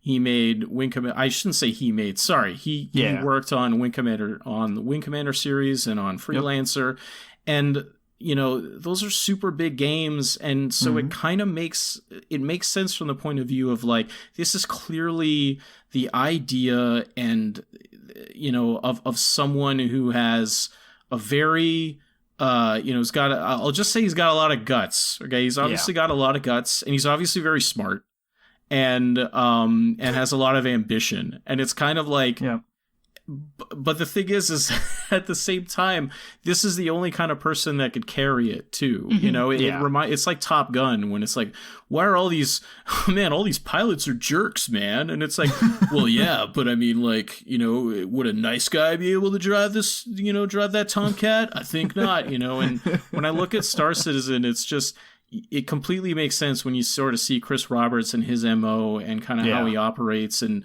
the language he uses. And, but it's bananas. I would never help fund Star Citizen. It's not really my kind of game in the first place. No. I think it's really fascinating that, they had opportunities to sort of stop, where they were like, hey, we're going to stop asking for funding and we're just going to build what we have. And they kind of left it up to the crowd, basically. And the crowd were like, it was something close to 90% of them were like, just keep going. Just let it ride. Play Freebird! Let it ride. And it's just kind of like, I don't know if that's a good idea. And to sort of to hear a lot about the Rocky kind of development, and when when Rocky sort of beta releases and things like that. No, we're still in alpha. Come on now. Oh yeah. No, Sir, we haven't. True that. Come on. So but it's definitely this thing where, like, you're right, like, this needed a face. I don't think if it didn't have somebody front and center, like, hyping it up, it would have gone on to this point. Yeah. And it's one of those things where it's like, I mean, I guess it's another school of thought on funding, right? Where it's like, well, we never have to finish asking for funding if we just keep adding more shit to it. Like, if we keep telling people that we're going to make it bigger and badder and greater, then we have a reason to ask for more money. Yep. I mean, at this point, I feel like by the time we finish making this game, it's going to have cost like the gross domestic product of like a small nation. At this point, I have to think that anyone buying into it, it's more for the meme around it, because come on. And by the time it comes out, we'll be giving the Kickstarter benefits to our grandchildren, because dear God. I mean, it's wild. I mean, I think, and also the fans are devoted. Like, it is a... Oh, yeah. I mean, I'm not going to use the word, okay? I'm not going to use that word, but... Not going to use the P word? No, it was the CULT. It was the CULT word. Right. But, they've been referred as that. And, with how they kind of vitriolically sort of respond to anybody sort of bashing it. Yeah. But it's the kind of thing that it's so out of whack, man. Like, this is kind of, it gets to the point where I don't even know if it feels like they're ripping people off. It's just kind of insane. Yeah. When you go to their website and it's like, hey, do you want to buy this ship for $20,000? I'm like, are you out of your mind? Like, what? How do you think this is? Like, it's not even, oh, you grifter, you're trying to take my money. It's more like just going like, who are you? Like, where are you from? It's almost like it's like a rich person's magazine and they're selling yachts on the back. And you're like, I don't know who this is for, man. Like, not me. See, you laugh now until I'm sitting pretty in my fucking battle cruiser. Fair. Surveying the open lands of space. And I'm working for you in Star Citizen. That's right, and you're fucking in the mines of Clorthax or whatever. I gotta clock in, and you're just like, yo, like, get the let out. And I'm just like, can I just have a break? I just want one break. And you're like, shut up and check in. I'm just wondering, it's an alpha. I mean, if it gets to beta, are they going to wipe people's progress? Or are they what's going to happen? Oh, good question. Good question. There is that's the thing, right? The technical side of it is a huge thing as well. Like, there's I know they're using CryEngine, and which isn't exactly the best. It's good for some things, it's not good for others, and one of the things it's not great at is instancing and things having to do with netcode and with online play. And then that's when you go, wait a minute, Mike, I thought this was supposed to be this giant MMO. And I go, yeah, you're right. It is, and again, Chris is a smart guy. He's not, obviously he knows that, obviously like all this is moving forward with that in mind, you know, but it does kind of beg some questions, right? Some questions come out of it as to like, okay, like why have some of these decisions been made, and you know, what was the thinking? But it doesn't seem like the people who are giving the most money and the most supportive, it doesn't quite seem like they really want to ask those questions, you know? Yeah. I mean, and to be fair, like if this game came out and it was like 20% of what they promised, I'd be in. I'd be like, fuck, I need to play this. Because I mean, in the world that they're living in, this is the greatest video game that's ever been made. Yeah. But at this point, you got to think that if you've been backing this for however long at this point, you've just got to see it through, right? Like what else are you going to do? Like sunken cost fallacy. Yeah, you're committed at this point. Like it's not, you know, it's just in the background. You go check on it every once in a while. Yep. It's not insignificant. I totally think it's part of it. Absolutely. Yeah. And you just fucking hope and pray one day, you know, before you die, out and you'll be alive long enough to play it. Yeah. But, you know, just like you said, I just think of like 2012, like technology wise, like, you know, as time moves forward, like the things, it's an Ouroboros that's just going to eat its own tail forever. Yeah. It's, and no scheduled release date. I don't know if there ever will be. So many delays. No. I can't. I do have to mention they thought they would release in 2014 originally. So wow. Yeah. It's like he sat down and he was like, how much did it cost to make a game when I was working on Wing Commander? Okay, so like if we double that, like $500,000 will cover it for sure. Like how expensive could these things be? You're getting into, I mean, it's like we're joking, but at the same time, like you're getting into some interesting territory, Arnie, because I could be part of it. Like it really because could, I can't you know, imagine like Chris I can't imagine like looking at what you want to do and then looking at $500,000 and being like, oh yeah, I could pull this off. It's a different, it's like you said, it's like at the rapid sort of change in technology and advancements, it's really easy to fall behind and to kind of feel like you're out of touch, and all of a sudden it doesn't quite matter how much experience you might have. Like if you don't have your ear to the ground, and if you haven't been there every step of the way, like you might make those kinds of mistakes. And, you know, to be fair, most of the time you can just count on, all right, this thing's landing. It's landing. It's going to come in hot, but like, we're going to land it, you know, like, and sometimes that's enough, but you know, other times, I don't know, we'll see, you know, Star Citizen is such a exhausting thing to kind of talk about in a way. It's really funny because it's just so big. It's such a huge thing. And I love that you mentioned, you know, about even if it comes out with, you know, 20% of what it has, because I guarantee there's people out there who are going, hey, that's kind of what Freelancer was too, because, you know, Freelancer was supposed to be all these other things that were promised, and then that wasn't what we got, and it ended up being great anyway, and it's all good. But you know, it in this case is like, is it just that it's amped up? I don't know. Yeah. So I think for this one, the verdict is still out whether it's going to be a success or failure. It is.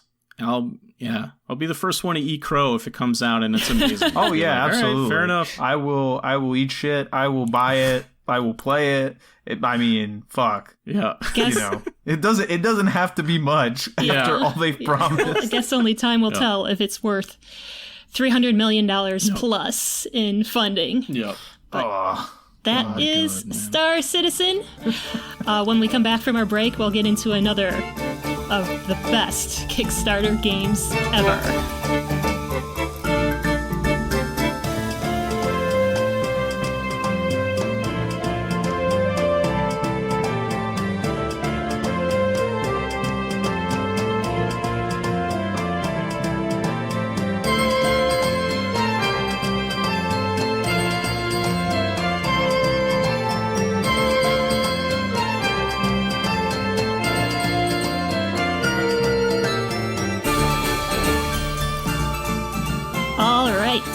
And we are back, going with the best Kickstarter game of all time, I'm sure you guys definitely agree with this one.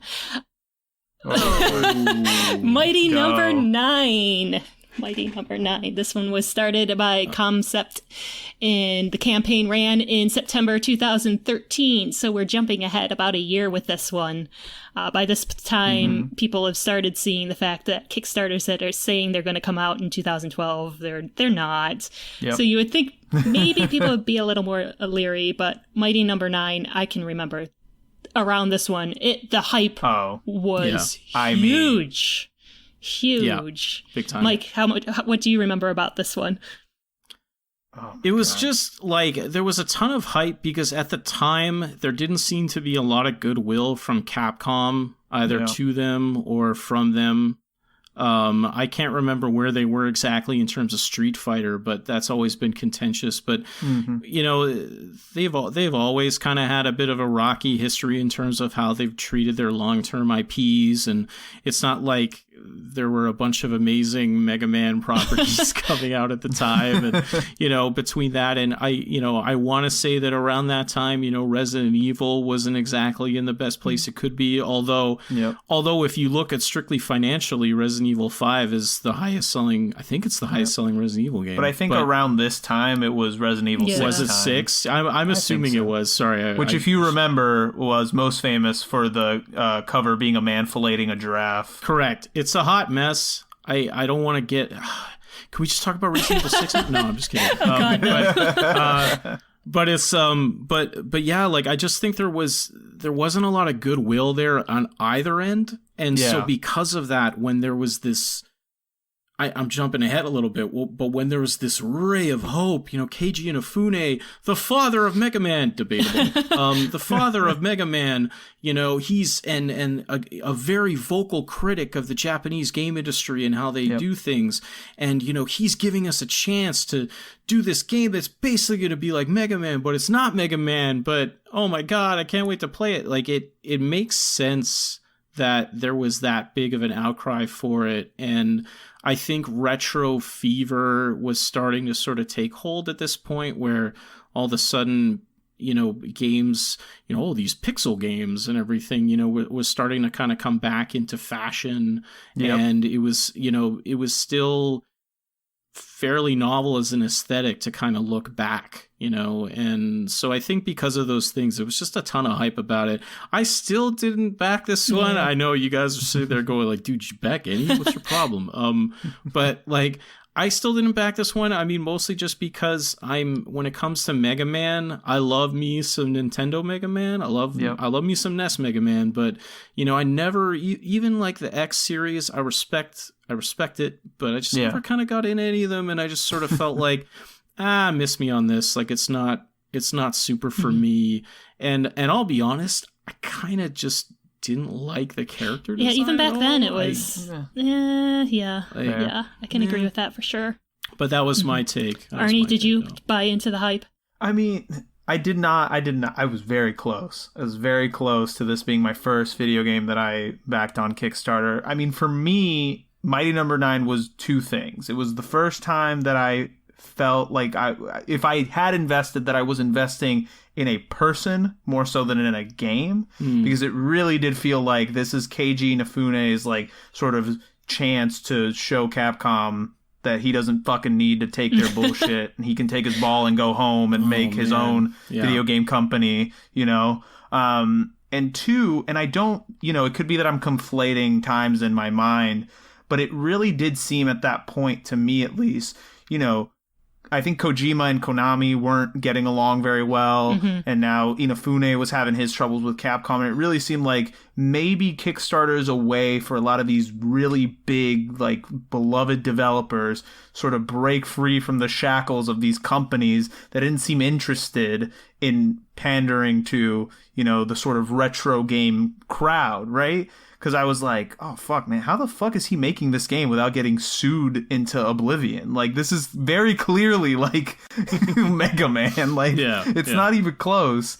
And so I think it really was, for a lot of people, like, this belief that, fuck, man, it's like the guy who made Mega Man, quote unquote, is going to make Mega Man for me.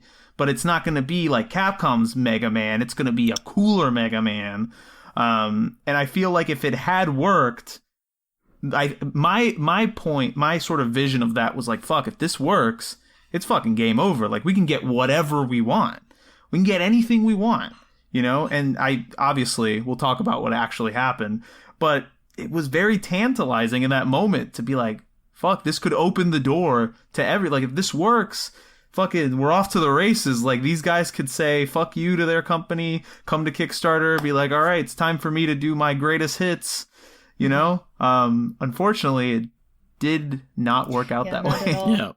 Yeah, for this one, it really seemed like it was, we're going to do, I mean, they said they were going to bring it out to, I think, 10 different systems, all at the same time.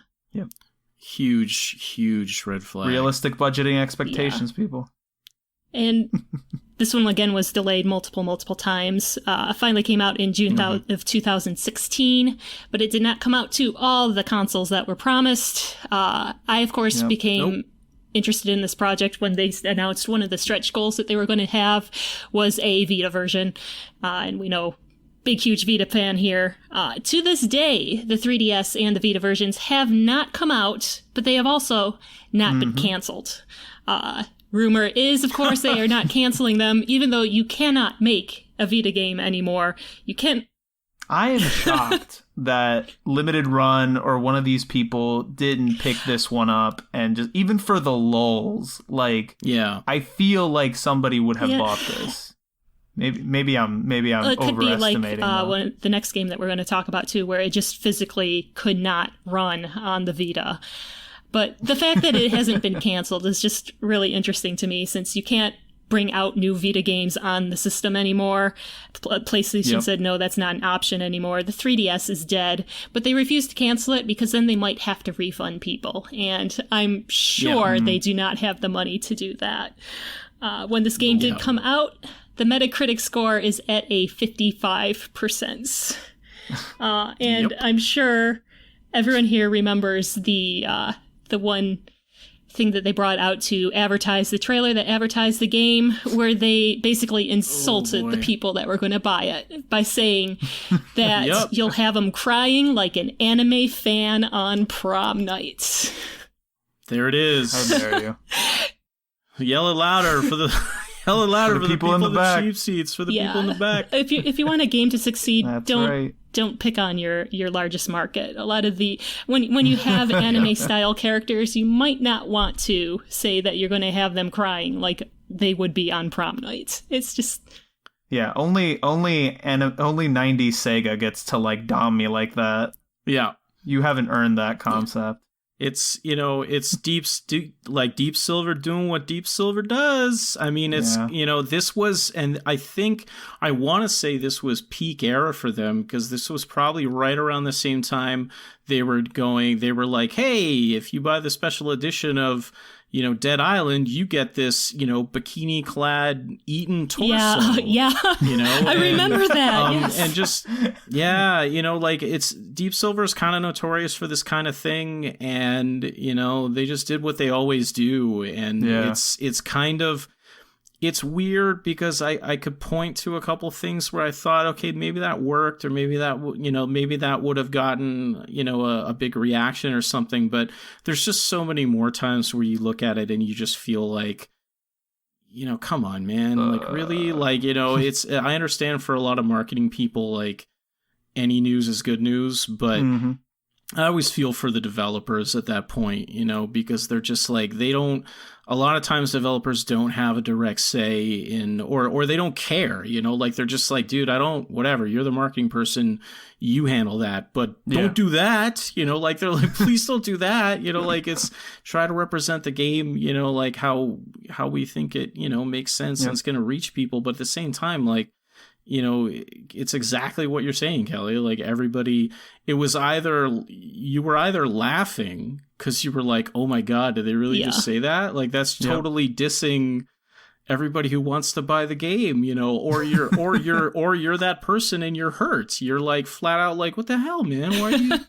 It's like, why are you knocking me? You know, like, so it's kind of a no-win, you know, and the tone was so bizarre. It was this real, you know, in a world. You can run so fast. Look at you run. I just remember they're saying so fast and run so many times during this trailer. It's just like, why is that? The pizza explosions, you know, the pizza explosions and the crowning, you know, the crown on the sundae or the cherry on the sundae of this, you know, what's the word I'm like, of this humiliation sundae is the Sonic the Hedgehog Twitter basically kind of just dunking on them with this picture. I'm going to misquote it, but I'm sure people have seen it, where Sonic is, you know, running and there's these pizzas in the background. Yep. And Sonic says, you know, we'll always be here for you on prom night, you know, and it was just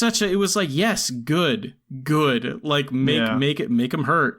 Rub the salt in, man. Like this is like, this cannot stand after everything. Because that's the other part, is that after everything those backers went through, like we didn't even talk yet about, you know, early the backers. Second Kickstarter. The second Kickstarter, the early backers getting burned because all of a sudden they announced physical versions and they're not going to get one, and people getting refused, you know, refunds when they want them, like you had already said, and like the whole second Kickstarter and more pleas for money, but now on PayPal and everything. There was so many times where they just got burned, and then it's just to have it happen like this right at the end. I'm laughing, but at the same time, it's like, it is kind of sad. Like it would hurt, you know, if you really cared. You would just be like, really? After all this time, it's almost here, and you guys do this, you know? It's just so funny, man. Yeah, and Inafune, the second Kickstarter he started was for an anime, I think? So it was for... So this is kind of news. It's interesting to me, right? Because Concept, they come up with the concept. Yeah. So they're the ideas person, which, I mean, as a personal aside, oh man, I have a lot of problems with that. But okay. So they're the ideas people. So what was happening was that Concept, I think, or it was another company, were doing an anime of Red Ash. Yes. And Concept were doing the game that was going to go along with the anime of Red Ash, because Keiji Inafune has made it really clear that he wanted to build these multimedia empires, which to be honest, that's not new. Like that's not it's not new here, and it's certainly not new in Japan. Like that's something that happens a lot in Japan. So that in itself wasn't the problem. It was more that, like, you're announcing this while everything else is going on with Mighty Number 9, the game. Well, everything else is on fire. Everything's on fire, and so you announce this to get more money, and then on top of that, the draw, oh God, sorry guys, me language bad. The trailer that they showed to attract people was just awful. It was like 4 minutes long or something, and the first 2 minutes is just a storyboard with no audio or any. It's Damn, wild. I didn't see that It's one. wild. Oh yeah, it's weird. wild. And so people were just confused. They were just like, what is this? Like, I don't understand. The anime, by the way, totally got funded, and it was great. Huh. Like, you know, they had a great trailer. They were like, hey, we're going to make this Red Ash anime. Here are the characters. We really hope you guys support this. And everyone was like, yeah, all right, cool. Here's the money. And they're like, cool, we're now in production. Okay, bye. And everything was cool. But the game was like, what? At least the game did not get funded. I did notice that. So they were just like, people were just like, no, we've already done enough. No I mean, at that point, like, so many bridges had been burnt, and, you know, it was just... And it was a disaster. I can remember for Mighty Number 9, too. It was supposed to have an anime, movie, all these tie-ins. It was supposed to be a big, huge franchise. We're going to have sequels. And, it's... Putting that cart before that I have horse. a copy of this game simply for the meme. I wanted to play a little of it before this episode, but I just couldn't get myself to open that game because it's going to be a shrine to mediocrity in my game room forever.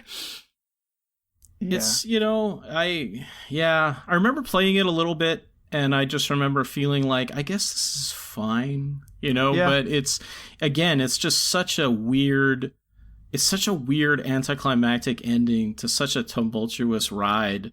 Yeah. And there's and to the listeners, there's more. It's crazy. Like if you want a deep dive, it gets really nuts. Yeah, there's a ton of good ones. I would say here's the thing is it's Metacritic is around 55-ish%. And I feel like it's a okay game. Like I barely played it, but what I played it's not unplayable. It's not, a garbage dumpster fire kind of thing. Yeah. But I feel like you can't be aware of the story behind this game and get even a little bit of enjoyment from playing it just because of all the shit that went on before it actually got released. Yep. So also that console I was thinking about was a Poly Mega. That's the one I was thinking about. Okay. Yeah. And also to all our Patreons who back us, you are all Alpha Sigmas. You're fucking awesome, and we would never do you dirty like this. Correct. We make good on our stretch goals. We do. That's why we got Mike here. Yay. All right. So I think we can all agree on that one being a colossal failure.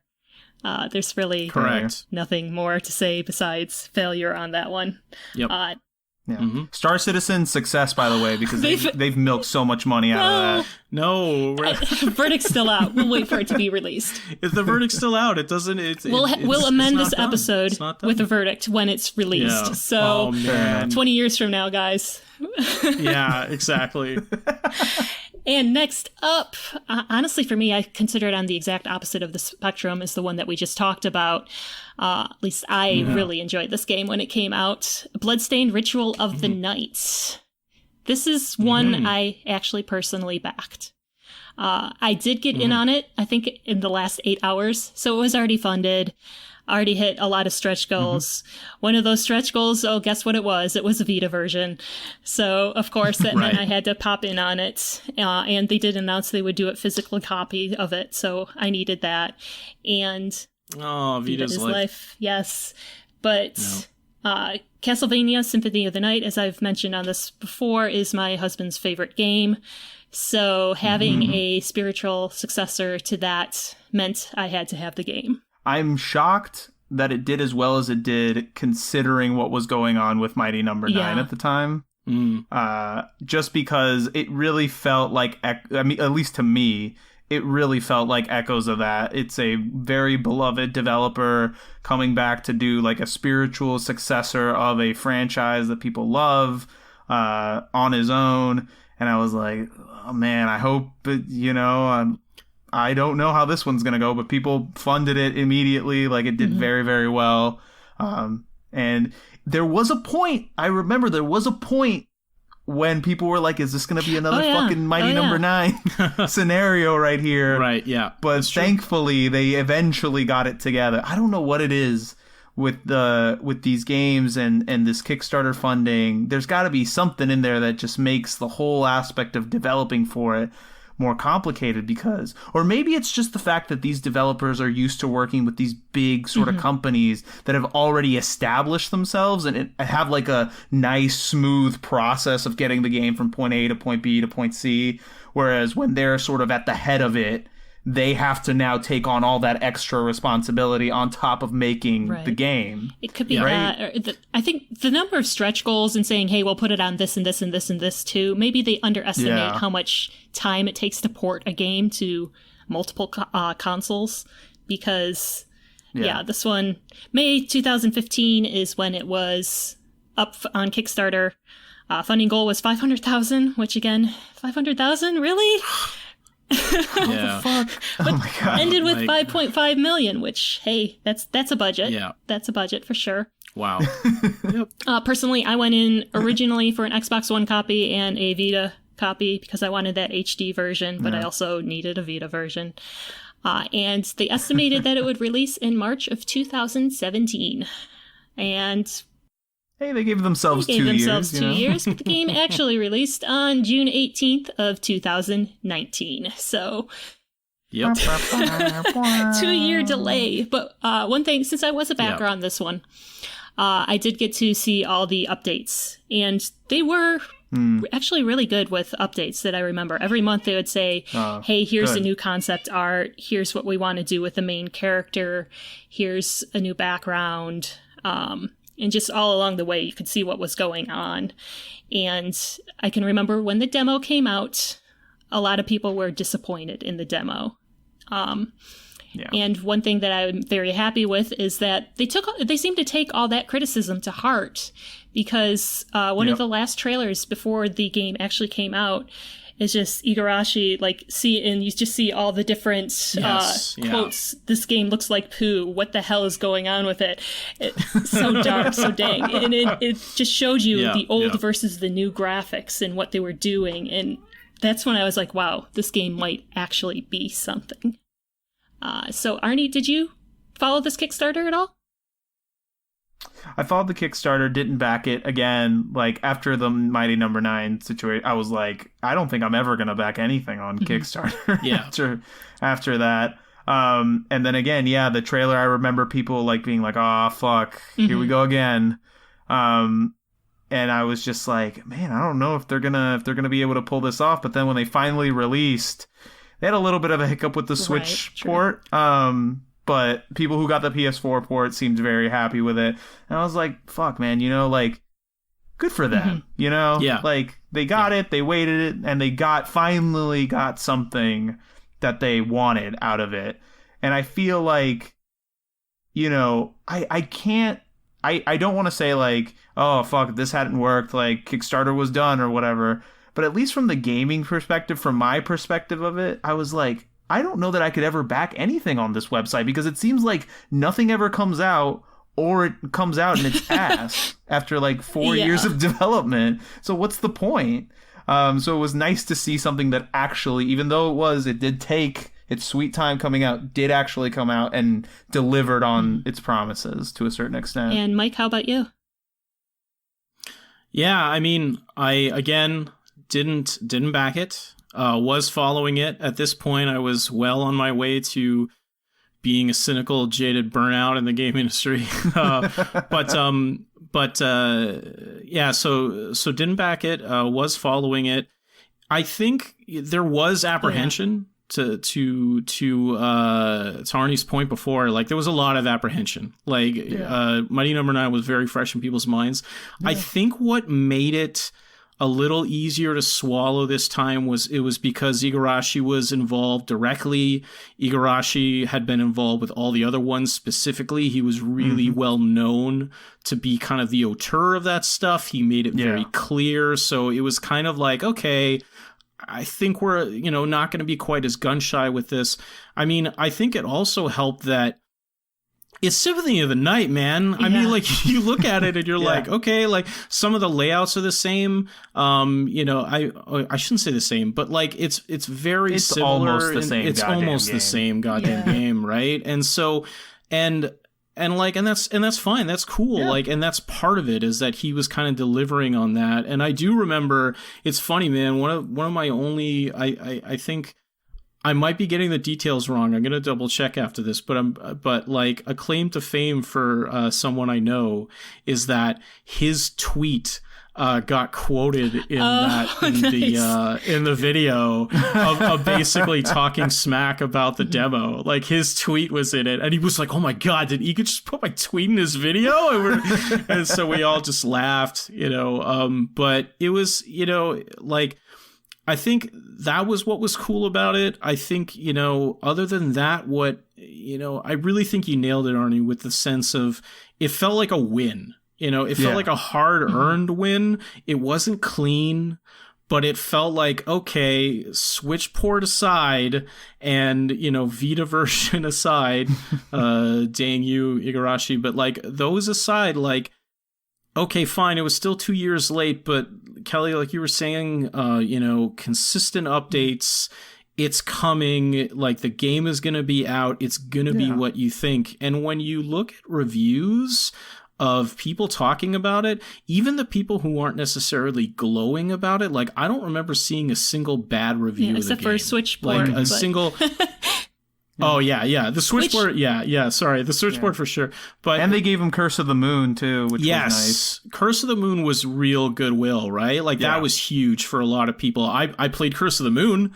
I played that, and so it's kind of, that was really cool, and I think for all those reasons, there was just a better feeling kind of surrounding all of it, and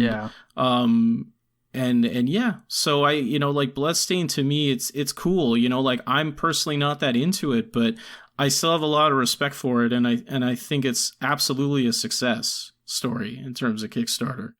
It's 2 years late. That's our bar. You could still be 2 years late, screw up the Switch port, not have the Vita, but your game is good and it's not mean-spirited. Cool.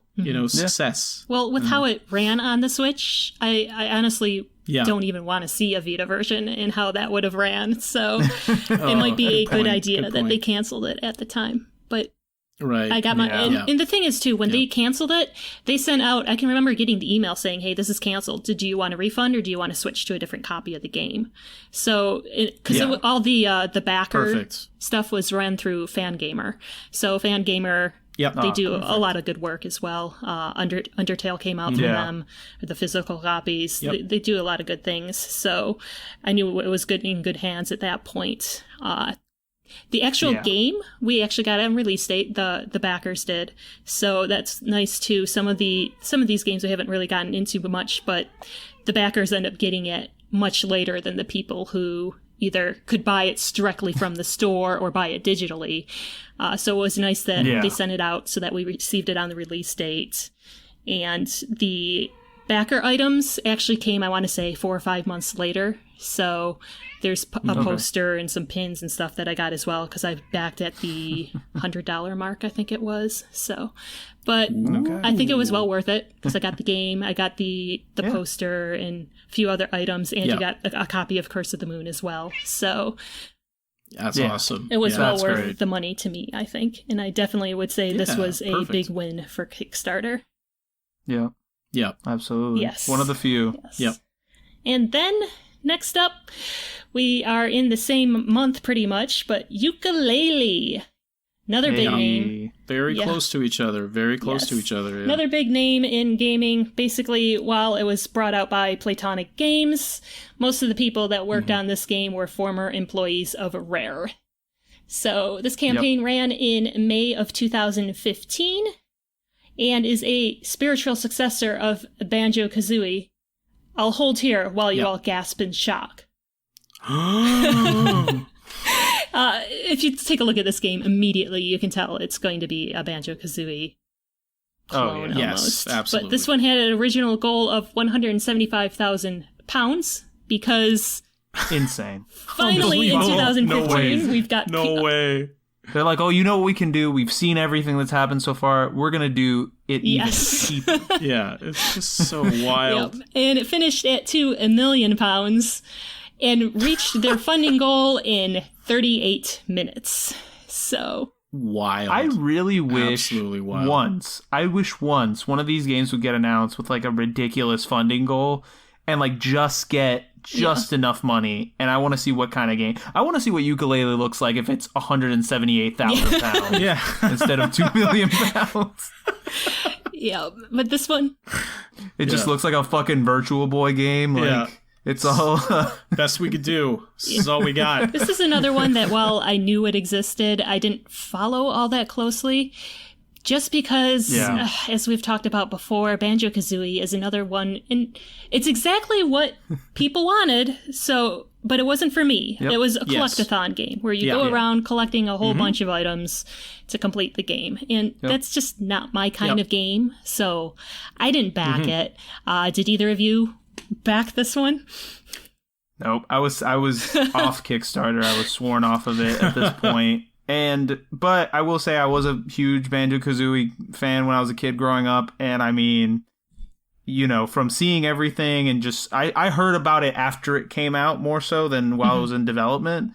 But when I saw it, I was like, fuck, they did it, man. Like, they fucking, it looks like what it's supposed to look like. It plays like what it's supposed to play like. It, like, the music looks really fun and nice. Like, the graphics look great. You know, it's got that sort of energy that I was looking for from a game like this. I'll play it eventually. Yeah. And I haven't yet, but hopefully someday. This one, I mean, I think they did pretty well. Estimated release date was October of 2016. Game released in April of 2017. That's not too bad. Kind of average reviews. I mean, we had a Metacritic of 75, but it was good enough where they're using these characters in other games.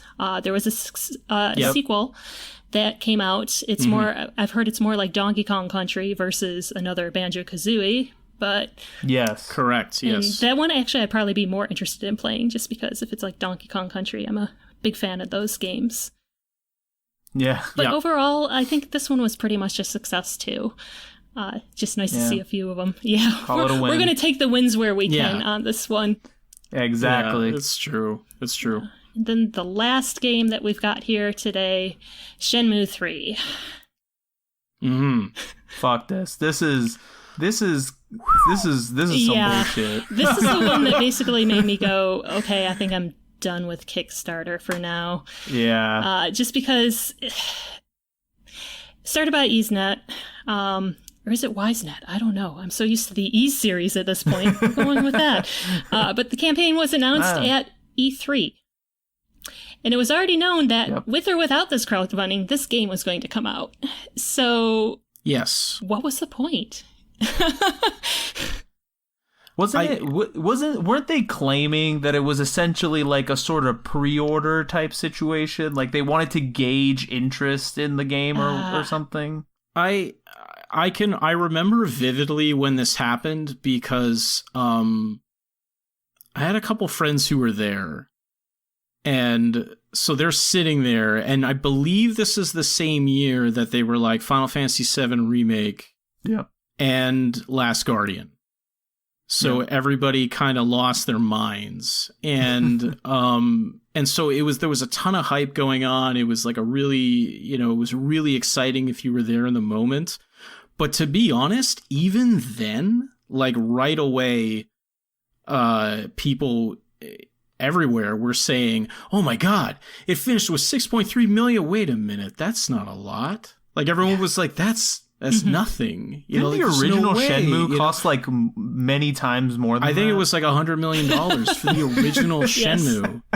Right? And so it's just, I'm pretty sure it was $100 million for the original Shenmue on the Dreamcast in 1999, so it's just like, there's no way this is enough. And so I think really quickly people were kind of like, well, that's odd. So what you're telling me is that Shenmue on the Dreamcast is a third as good as Star Citizen. That's exactly what I'm saying. And I wanna think it was because of the pedigree, the people involved. It was like, okay, this is the OG crew, man. They're gonna make it happen. Like this is gonna be great. And I think that's why there was just a ton of goodwill about it. I mean, again, Shenmue was, I mean, man, it was years of people wanting a new Shenmue game. Yep. And not to mention how it ends. I mean, if you played 1 and 2, it's funny now. Like now I laugh at it. I remember I never really played them or got into them, but my little brother loved them. And I remember he played through 2 and he was so mad about how 2 ended and that he was never going to know what happened. I'm pretty sure that's why he stopped playing video games. Like, I'm just going to say it. If he's listening, he'll tell me, but I'm pretty sure like that he was just like, well, what's the point? What's the point? Like, he was probably just so mad that like it ends with them walking somewhere and goes, and that is for another time. Like, wait, what? No. And then like the credits start to roll and you're just like, what are you talking about?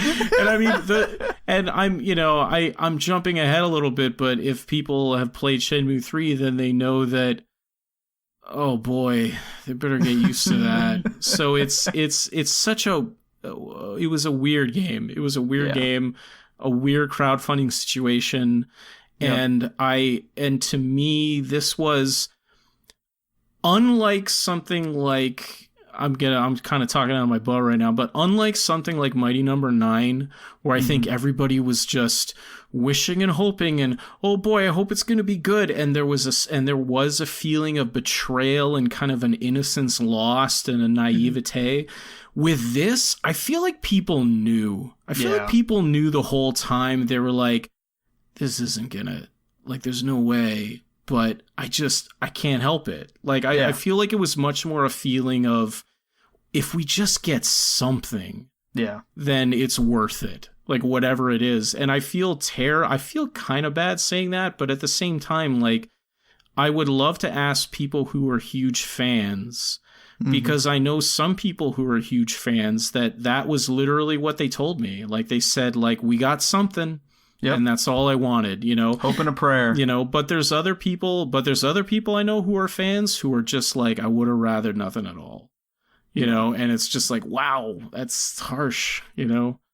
But again, like this was, I almost backed this. This was one of the first things I almost backed, but it was because of my little brother. I literally was going to back it and text him and go, dude, Shenmue 3, it's coming. And he was just like, never. He's like, never again. It's like, fool me once, shame on you, Shenmue. Fool me twice, shame on me. Remember that Shenmue was originally supposed to be 5 parts, so I wouldn't be surprised. It was, I think it was, that's probably Sega was really banking on that to be like their fucking flagship and I can remember, series for a minute. Since I got the Dreamcast so late, I can remember going into a game store and just trying to find Dreamcast games to buy. And there was like 1 copy of Space Channel 5, there was 1 copy of this, and then Shenmue, there was like 50,000 copies just sitting there. So but it eventually became Yakuza, so we all won in the end. Yes, everybody wins. Everybody wins. Yeah, but this one, once again, estimated release date December of 2017. Game released November of 2019. And I can remember this one coming out and sitting on the shelves at Best Buy. Yeah, it was just kind of a wet fart when it came out. Yep, like, it's true. I feel like, but Mike's right too, where like I felt like when it was announced, there was like a nice hype about it. And then as soon as the campaign sort of ended, I really didn't hear anything about it ever again. Yeah. And then it came out and people were like... I think the problem is, too, is it's basically the same game as the other two, from what I was reading, is that it's like a capsule in time back to then. And if you're looking for a modern day update take on it, no, you're getting the same thing as what was back then. So if you didn't like it back then, you're not going to get into the series with Shenmue 3. I'm gonna make a bunch of fanboys angry because I have played it and I partially agree, Kelly, but also it's not that, because it's everything that those games did, but it's kind of the worst parts of it sort of accentuated. It's such a strange game. Like, it really, the design decisions that were made in the new game are kind of bizarre, and they feel like they were just kind of pulled from other games that were popular at the time, and let's just shoehorn them in here. And so when the game is just kind of being Shenmue, like, it actually kind of works. The problem is when it's not, when it's sort of trying to be this other stuff in a Shenmue way, I guess is the way to put it. Like, for example, the hunger meter. There's a hunger meter in the game. Why is there a hunger meter in a Shenmue game? And it's also your life bar. So if you get hungry, you get less life. And if you have less life, it's also your power bar. So you can't do certain moves unless you have a certain, like, it's so kind of over designed, but underbaked. And there's so many moments like that happen, and it's just so difficult to get through. Yeah.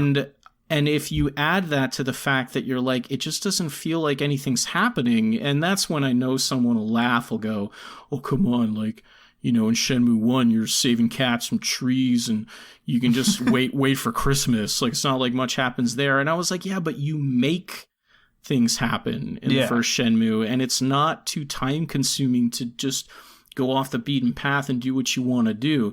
That's what's so messed up, is that Shenmue 3, by virtue of its hunger mechanics and by virtue of other stuff, it's super linear and it's strict. And it's kind of like, that's not what this game's about. Like, it's supposed to be about kind of like the weird everyday things and making that part of the game. And that's not what this is. And so it's so, it was such a weird game to play. I remember playing I played the first few hours with a friend and we were baffled. Like, if you just took photos of us, our jaws were just open the whole time. We were like, oh my God, is this real? Like, is this really happening?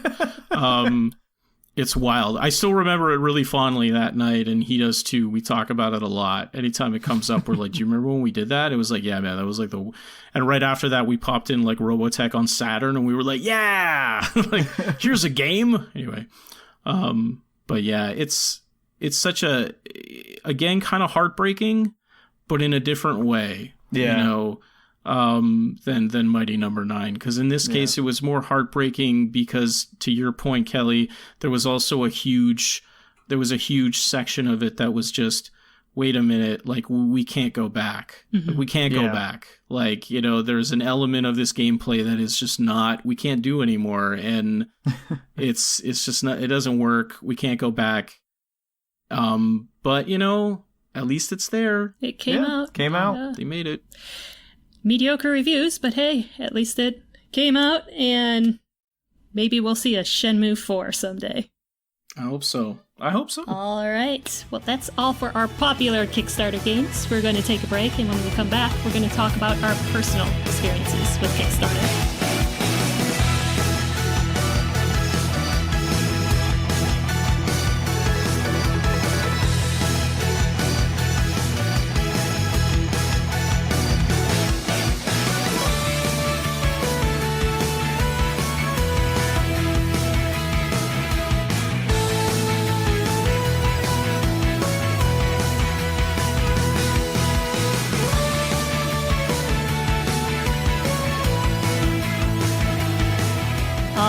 And we are back with our personal Kickstarter products.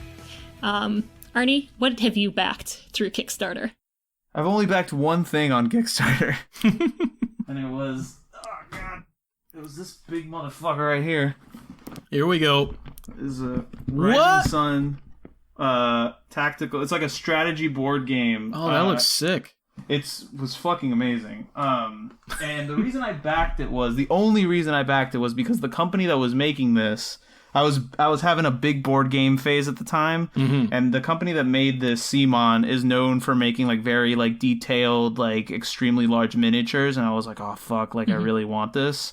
But they had also successfully like delivered on previous Kickstarters. Nice. So I felt confident being like, okay, I'll give you like the $150 or whatever it is that you want for this game. And to their credit, like they were good with the updates. I think they were a little bit off schedule, but not by much. I got my thing. It was delivered on time. Like everything was great. They kept updating things even after the release. So I had a great experience on Kickstarter.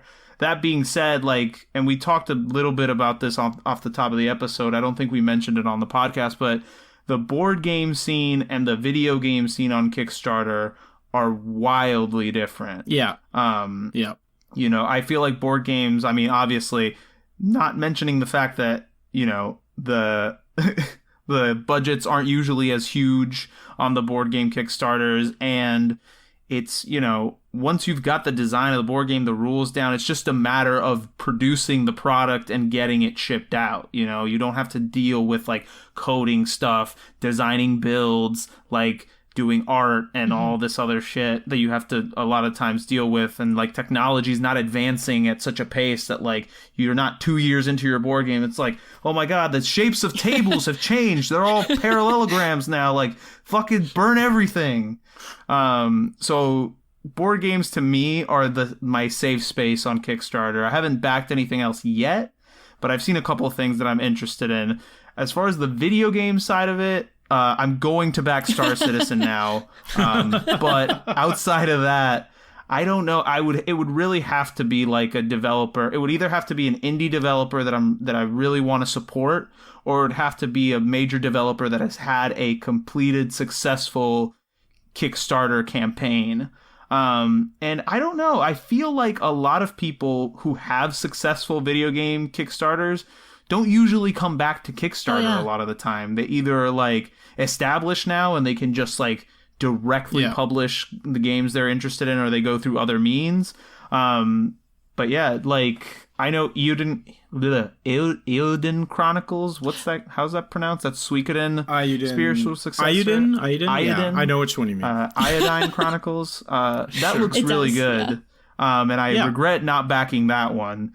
But other than that, I've just been like, I feel like I'll either be able to get it some other way, or I'll just buy it digitally.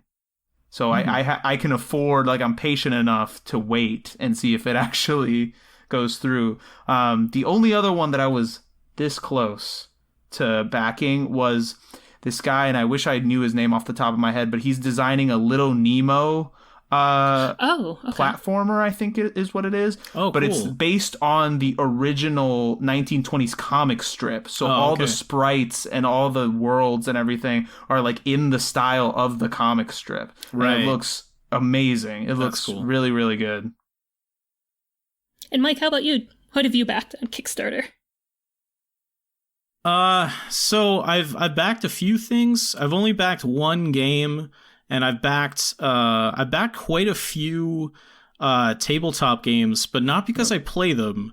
The two sort of tabletop games that I backed are from I can't believe I think he's either from Sweden or Finland, and I feel so bad that I forgot. His name is Simon Stalenhag, and he's basically an artist who has been doing, he's sort of created his own little universe that's basically this pastiche of like mid to late 80s and early 90s of where he grew up. And so it's this juxtaposition of like all this old tech and stuff that we would remember from being little kids. Not Arnie, because you're a youngin', but that we would remember, but combined with super high technology. But everything is very grounded and kind of realistic. And so the original, I think, title of his first book, because they were just books of illustrations that had a bunch of his illustrations and prints, was Tales from the Loop. And the Loop is basically it's basically his stand-in for the Large Hadron Collider. And basically he's created this universe and a mythology about all the weird things happening around his small kind of country place that has this sort of scientific station where who knows what's happening. And they have this crazy sort of technology. And he's just kind of created this continuity with it where the next one is set in the 90s. And so everyone is teenagers and it's much darker. And the loop has gone dark because of an accident. And it's all these people have lost their jobs. And so it's totally like, I'm butchering it right now because I'm just trying to go fast, but like he had I think there's a Netflix series coming, or maybe it's already out, called The Electric State, and that is based on stuff that he wrote and did illustrations for. So nice. I love his stuff. It's basically this beautiful mix of like kind of, it's like picture like Stranger Things mixed with, high technology, but it's all kind of grounded, and it's amazing. And so he did a couple tabletop games, Tales from the Loop, and basically it's the tabletop version of that where you play as little kids and you go on adventures, and the older version of it is your teenagers. And so the stakes are raised and everything, and it's really cool. And the only other thing I backed was something that got canceled, and that was Black Room, which was John Romero's game. So John Romero was going to make an FPS, and John Romero is God. John Romero is everything. And he's a hero of mine. And so the fact that he was like, I'm going to make this FPS, I was like, yes, absolutely. Whatever it is, like, I'll fund it. It was the first thing I ever did on Kickstarter. And it didn't make its money, got my money back. That was that. And that's fine. And my answer to what I would back in the future, it's anything by John Romero. I can't believe he didn't have enough fucking clout to get his thing funded. I think, it was kind of before. Maybe if he did it now, it'd be different. Yeah.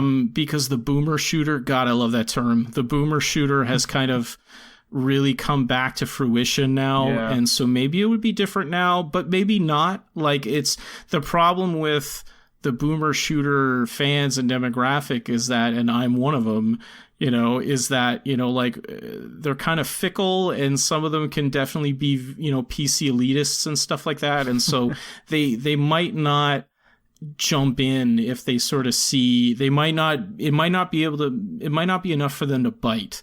You know what I mean? Just even if it's Romero, it still might not be enough, because they might be like, oh, whatever, man. I mean, just play this and like, can I run that on an iMac? I don't think so. Like whatever. But he just needs to fucking call it Daikatana 2 and don't don't plant the seed in my mind, Arnie. I will call him up. I will be like, John Romero. I will do whatever it takes.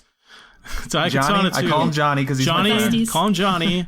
He calls me. He calls cops, and I go to jail. I like Romero. Oh God, he's amazing. He's such an idol to me. But yeah, John Romero, come on the podcast. And then for me, I have backed a few different gaming projects. Amplitude came out, or a campaign ran in 2014. It was supposed to be a sequel to the PS2 games Frequency and Amplitude. Game did come out. It barely got funded. I bought it for my husband because he was a big, huge fan of Amplitude and Frequency. Unfortunately, the music wasn't as good. At least that's what he said. So he played that game twice. But kind of important. Harmonix did come out with the game, and it came out practically on time from what I remember. So I'll put that one as a win. Then, wow, 2014 Harmonix on Kickstarter wasn't. Maybe Rock Band. I think they were doing Dance Central at that point for my lovely Connect. That's right. Yeah, that's right. Then one of the other ones I backed, probably the this one I'm very excited to hear about. Yeah, I want to hear more about this. I've talked about this game a couple times just because it's a Vita game. Yep. One thing for this project is that, like, the Vita was a stretch goal. So when it first came out to be funded, I didn't hear too much about it. There were murmurs because it's a very popular visual novel in Japan. So I heard a little bit about it. But then they announced the Vita stretch goal. And for some reason, the Vita community just latched on to this project. They're like, we need to fund this game. So I was part of a few different Facebook groups at the time. Don't go on Facebook too much anymore, but at the time I was pretty big into Facebook, at least the gaming communities, and just rallied behind the game, got it to the stretch goal, the $500,000 stretch goal for that. The campaign actually finished at $1.25 million, which I believe is still, for a visual novel, one of the largest Kickstarter campaigns for that. Yeah, it's gotta be. I mean, in 2015, I could see why the Vita crowd latched onto this. I think Sony had already been like, this fucking thing's dead. The writing was we're on done the with wall, this. And the fact... I've never seen a community try so hard to keep a system alive against the honestly, the purposeful wishes of its parent company. Like, I feel like Sony was actively trying. Like, Sony was just, like, pushing its face into the water, just trying to fucking drown it. But everybody else is trying to pull it back out. And this, it was very troubled for the Vita version. Campaign ended in 2015, November. They originally expected everything to be out, PC, iOS, Android versions, Vita versions, all in late 2016. The Steam version, actually, Part 1, which consists of Muv-Luv Extra and Alternate, released in July of 2016. And wow, actually meeting for the PC version. Part 2, which is Alternate, which is the one that is usually claimed to be the best visual novel of all time, came out in September 18 of 2017. But your Vita versions did not come out until June of 12th, 2018. And I can just remember, because I was still on Facebook for a lot of this development, and they're like, where's the update on the Vita version? Where's the update on the Vita version? Are we really going to get it? The thing with this campaign, too, though, is there were so many rewards. I backed at like the $150 mark, I want to say, because that got me physical copies on the Vita, digital copies on the Vita, digital copies on PC, so that while I was waiting for the Vita version, I could play it on PC. You could already play it. The NSFW patch. Very important. Very important. Okay, I'll admit I did actually I did patch the first version just because I wanted to see how laughably bad these were. And I played through one version of it, and I was like, never again. This is so freaking terrible. Like, the translation of the text of these sex scenes were just bad. Oh, that's so good. So whenever anyone's like, the Vita version doesn't have the NSFW content, I'm like, you don't really care. Just believe me. It's so bad. Oh my God. That's so good. It's one of my favorite of my favorite things that people get mad about. It's like, this they censored this version. Okay, well, what's not in it? You can like pull on their hair and stuff. I'm like, I don't want to do that, man. I just want to play the game. I'm cool. I'm okay. But they're like, no, this is the hill we die on. Sony won't take this from us. Compromise the entire experience. But not only that, the publishers changed on Steam. So the old versions were taken down and new versions were put up. So for all the backers, you got copies of the new publisher's version and the NSFW patch for those as well. That's fucking sick. So I have like all these codes. When I pull up my Kickstarter, it's like, here's this. They also had 2 side stories that they translated. Those were only on PC because there was no Vita version to translate.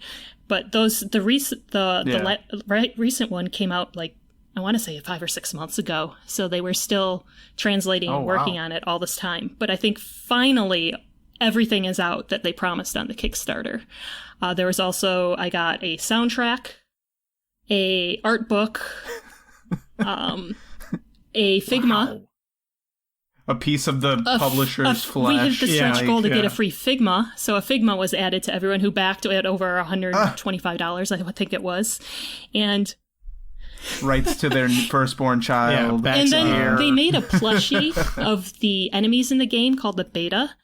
And I originally did not back at that level, but I saw this thing and it was incredibly adorable for a enemy that absolutely murders humankind. So I decided I needed that and managed to grab that on eBay before it skyrocketed in price because there's only so many of them out there.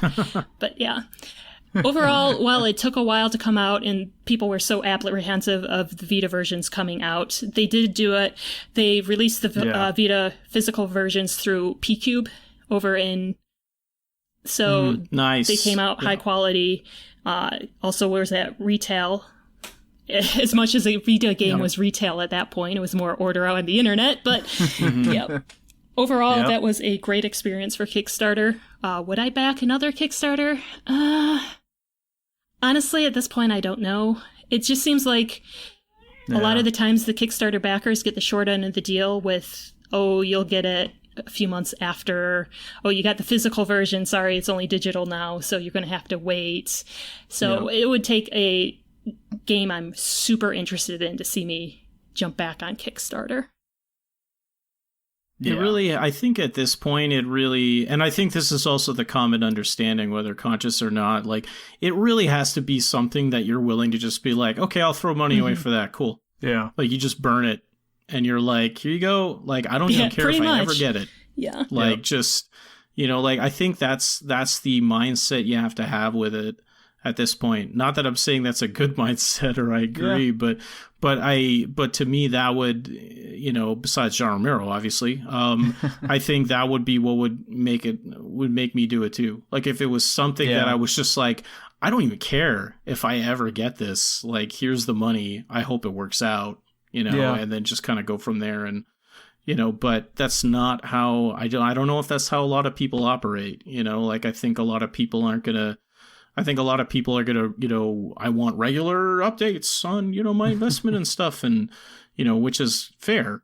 But, it's what we were already talking about, where it's like, are the developers going to want to go through all of that and have that hanging over their head while they're making it or not? Some people can handle it, some people can't. Mm-hmm.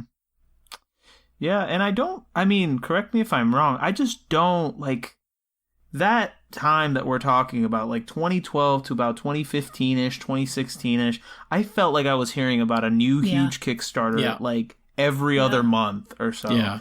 And I feel like I don't hear about them that much. Not really, no. From what I'm seeing, a lot of these companies that are still doing these crowdfunding things, like Tim Schafer from Double Fine and I believe Obsidian Entertainment, they are a part of FIG now, which is just for video game development. Yeah. And they're just funding through that. And from what I hear, the difference is that you're actually kind of buying a stake in the game versus just funding it.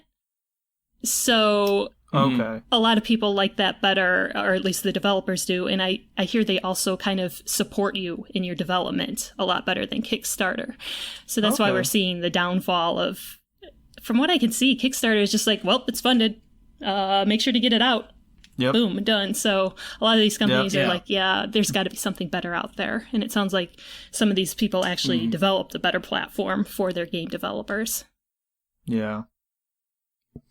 Also, I also think that it's like a lot of the indie developers are realizing that, even if they don't, if they find another way to get funding, they're not as worried about physical rewards anymore. Like the lack of physical stuff, I think, is part of it too, where it's just kind of like, why bother with all this overhead when I can just sort of release like a demo on itch or something and have Steam sort of early access and Xbox early access and just.